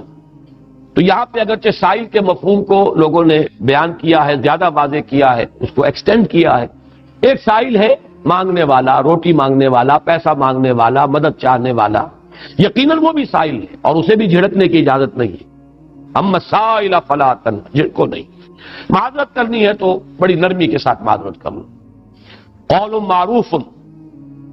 ومغفرۃ خیر من صدقۃ یتبعها اذى، بھلی بات کہو اور معاف کر دو یا خود اس سے معذرت کر لو، یہ کہیں بہتر ہے اس سے کہ کسی کو خیرات بھی دو اور پھر کوئی جملہ بھی ایسا کہہ دو جس سے اس کی عزت نفس جو ہے وہ کچھ دی جائے اور اس کو تکلیف پہنچے، اذیت ہو. تو یہ سیرت یہ ہے کہ سائل کو جھڑکو نہیں. اما السائل فلا تنہر. البتہ اس میں علماء نے اور مفسرین نے مزید جو شامل کیا ہے، سوال علمی بھی ہوتا ہے. ہدایت کا طالب بن کر بھی کوئی آتا ہے، عبس وتولی ان جاءہ الاعمی وما یدریک لعلہ یزکی او یذکر فتنفعہ الذکریٰ، اس سے بھی روک دیا گیا. کوئی بھی طالب خیر بن کر آیا ہے،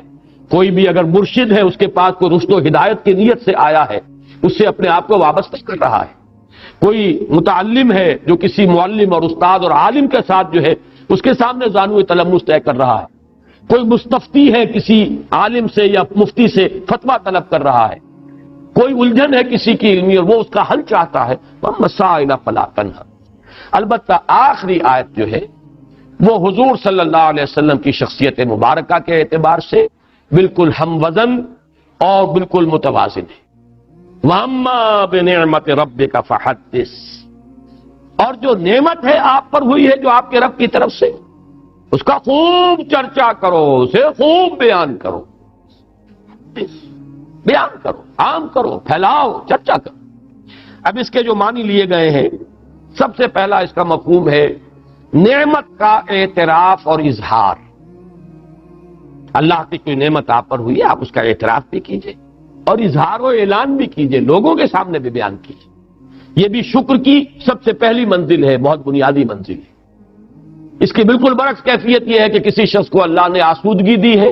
لیکن پھٹے کپڑے پہنے پھر رہا ہے، نعمت کو ظاہر نہیں کر رہا. کسی کی تنگی ہے، اس کے کپڑے پھٹے ہوئے ہوں یا اس کے اوپر اگر لگے ہوئے ہوں پیبند، کوئی حرج نہیں. لیکن یہ کہ ہو کشادگی اور آسودگی اور پھر انسان یہ حلیہ بنائے، یہ گویا کہ یہ اس نعمت کا انکار ہے، اس کو چھپا رہے ہیں. تو اعتراف و اظہار نعمت اور اس پر اللہ کا شکر ادا کرنا۔ دوسرا مرحلہ ہے نعمت کی حق کی ادائیگی، جس کام کے لیے وہ دی گئی ہے نعمت اس کو اس کے لیے استعمال کیا جائے، جس کو کہ امام راغب اصفہانی نے یہ شکر بالجوارح سے تعبیر کیا ہے، اس کا حق ادا کرو اس نعمت کا۔ لیکن سب سے اہم حصہ جو ہے جو حضور پر نعمت خصوصی ہوئی ہے صلی اللہ علیہ وسلم، وہ نعمت ہدایت۔ سب سے بڑی نعمت ہے ہی نعمت ہدایت، بلکہ میں آگے بڑھ کر جملہ کہہ رہا ہوں، نعمت ایک ہی ہے اور وہ ہدایت، اور کوئی نعمت نہیں ہے۔ نعمت دوسری جو ہے وہ تابع ہے، اگر نعمت ہدایت ہے تو صحت بھی نعمت، اولاد بھی نعمت، مال بھی نعمت، فرصت بھی نعمت۔ اغتنموا خمسا قبل خمس، 5 چیزوں کو 5 چیزوں سے پہلے غنیمت سمجھو، اپنی زندگی کو موت سے پہلے غنیمت سمجھو، یہ بھی نعمت ہے۔ فرصت کو مصروفیت سے پہلے غنیمت سمجھو، فراغت فرصت۔ اسی طریقے سے صحت کو بیماری سے پہلے غنیمت سمجھو، جوانی کو بڑھاپے سے پہلے غنیمت سمجھو، تنگ دستی سے پہلے اگر اللہ نے فراخی دی ہے غنیمت سمجھو۔ 5 ہی نعمتیں ہوئی، عمر ہے، صحت ہے، اور دولت ہے، فرصت ہے، یہ تمام چیزیں نعمتیں ہیں۔ لیکن نعمت ہونا ان کا منحصر ہے اگر نعمت ہدایت بھی موجود ہے، یعنی جس کو آپ کہتے ہیں نا وہ چیز کہ جو جس سے مس کر جائے گی وہ سونا بن جائے گا، اور اگر وہ شے جو ہے وہ مس نہیں کر رہی تو لوہے کا لوہا ہے۔ ان میں سے کوئی شے نعمت نہیں ہے جب تک نعمت ہدایت نہ ہو۔ اگر آپ کو صحت ہے اور ہدایت بھی ہے، آپ اس صحت کو خیر کے لیے استعمال کریں گے، دولت ہے، ہدایت ہے، خیر کے لیے، بھلائی کے لیے، اللہ کے دین کے لیے، لوگوں کی مدد کے لیے استعمال کریں۔ اور اگر صحت ہے، ہدایت نہیں ہے تو بدماشیوں میں جا کر اپنی جو ہے قوت جو ہے صرف کریں گے، وہ فرصت جو ہے کسی اور برے کام میں لگائیں گے۔ اگر ہدایت نہیں ہے تو وہ تو زحمت ہو گئی، وہ رحمت نہیں زحمت ہے، نعمت نہیں بلکہ وہ عذاب کا ذریعہ بن گیا۔ تو ہدایت ہی در حقیقت واحد نعمت ہے جو فی نفس ہی نعمت ہے، باقی ساری نعمتیں اس کے ساتھ مشروط ہو کر نعمت بنتی۔ اللہ نے ہدایت دی ہے، اے نبی اب عام کرو، چرچا کرو، پھیلاؤ، اس کی تبلیغ کرو، حکمت بانٹو۔ الحکمت ضالۃ المومن هو احق بها حيث وجدها، عام کرو اس علم کو، پھیلاؤ۔ يعلمهم الکتاب والحکمہ، قرآن کی اس دعوت کو عام کرو، یہی آپ کا جو ہے سب سے بڑا اللہ کا احسان جو آپ پر ہوا، سب سے بڑھ کر یہ، اور یہی ہے در حقیقت اس کا حق کہ آپ اسے عام کریں اور بیان کریں۔ اس میں بعض صوفیاء نے ایک بات کہی ہے، اور وہ یہ ہے کہ بعض ہمارے اکابر جو ہیں خاص طور پر تصوف کے میدان کے، ان سے کچھ منقول ہیں ایسی باتیں کہ عام آدمی سمجھتا ہے کہ وہ بڑا تکبر اور عجب کا اظہار انہوں نے کیا۔ مثلا یہ کہ شیخ احمد سرہندی رحمۃ اللہ علیہ اپنے بعض ایسے مقامات کا تذکرہ کرتے ہیں کہ عام آدمی سمجھتا ہے کہ انہیں بیان نہیں کرنا چاہیے تھا، اللہ نے اگر یہ رتبہ دیا بھی تھا تو اس کو بیان کرنے کی ضرورت نہیں تھی، نہ کرتے تو اچھا تھا۔ اس میں تعلی اور تکبر اور کچھ عجب کی بو آتی ہے کچھ لوگوں۔ اسی طرح سے کچھ اسی قسم کے دعوے جو ہیں شاہ ولی اللہ دہلوی کے بھی ہیں رحمۃ اللہ علیہ، بعض حضرات کو ان سے بھی انقباض ہوتا ہے۔ لیکن یہ کہ قاضی ثناء اللہ پانی پتی رحمۃ اللہ علیہ نے ان کی طرف سے دفاع کیا ہے، اور وہ دفاع یہ ہے کہ یہ بھی در حقیقت اس حکم کے تابع ہے۔ اللہ نے اگر وہ مقام دیا تھا، اس کا اظہار و اعتراف ان کے ذمے تھا، اگر وہ اسے بیان نہ کرتے، اور ظاہر بات ہے کہ وہ اپنے تزکیہ نفس کے اس مقام تک پہنچ چکے ہوتے ہیں یہ حضرات کہ اب ان کے لیے عجب اور تعلی والی بات نہیں ہوتی۔ ان تمام رذائل نفس سے تو وہ اپنے نفس کو پاک کر چکے ہوتے ہیں۔ قد افلح من زکاہا۔ اب ظاہر بات ہے کہ اگر احمد سرہندی اس مقام پر نہیں ہے تو اور کون ہوگا، اور شاہ ولی اللہ اس مقام پر اگر نہیں ہے تو اور کون ہوگا۔ اسی اعتبار سے حضور کہا تھا انا سید ولد آدم ولا فخر، میں تمام آدم کی اولاد کا سردار ہوں لیکن اس میں کوئی فخر نہیں ہے۔ بہت سی باتیں آپ نے بیان کی ہیں، مجھے اللہ نے یہ مقام عطا فرمایا بلا فخر، مجھے اللہ نے یہ رتبہ دیا بلا فخر۔ میں یہ فخر کی وجہ سے نہیں کہہ رہا بلکہ اظہار نعمت کر رہا ہوں۔ اللہ نے مجھے یہ مقام عطا کیا ہے تو اسے بیان کر رہا ہوں۔ تو جس طرح حضور نے اپنی وہ کیفیات یا اپنے ان مقامات بلند کو ظاہر فرمایا ہے، تو گویا کہ اسی وَأَمَّا بِنِعْمَةِ رَبِّكَ فَحَدِّثْ کی تعمیل میں ہمارے ان بزرگوں نے بھی اپنے کچھ مقامات جو ان کا تذکرہ کر دیا ہے، اس پر کوئی انقباض محسوس نہیں کرنا چاہیے۔ بارک اللہ لی ولکم فی القرآن العظیم ونفعنی وإیاکم بالآیات والذکر الحکیم۔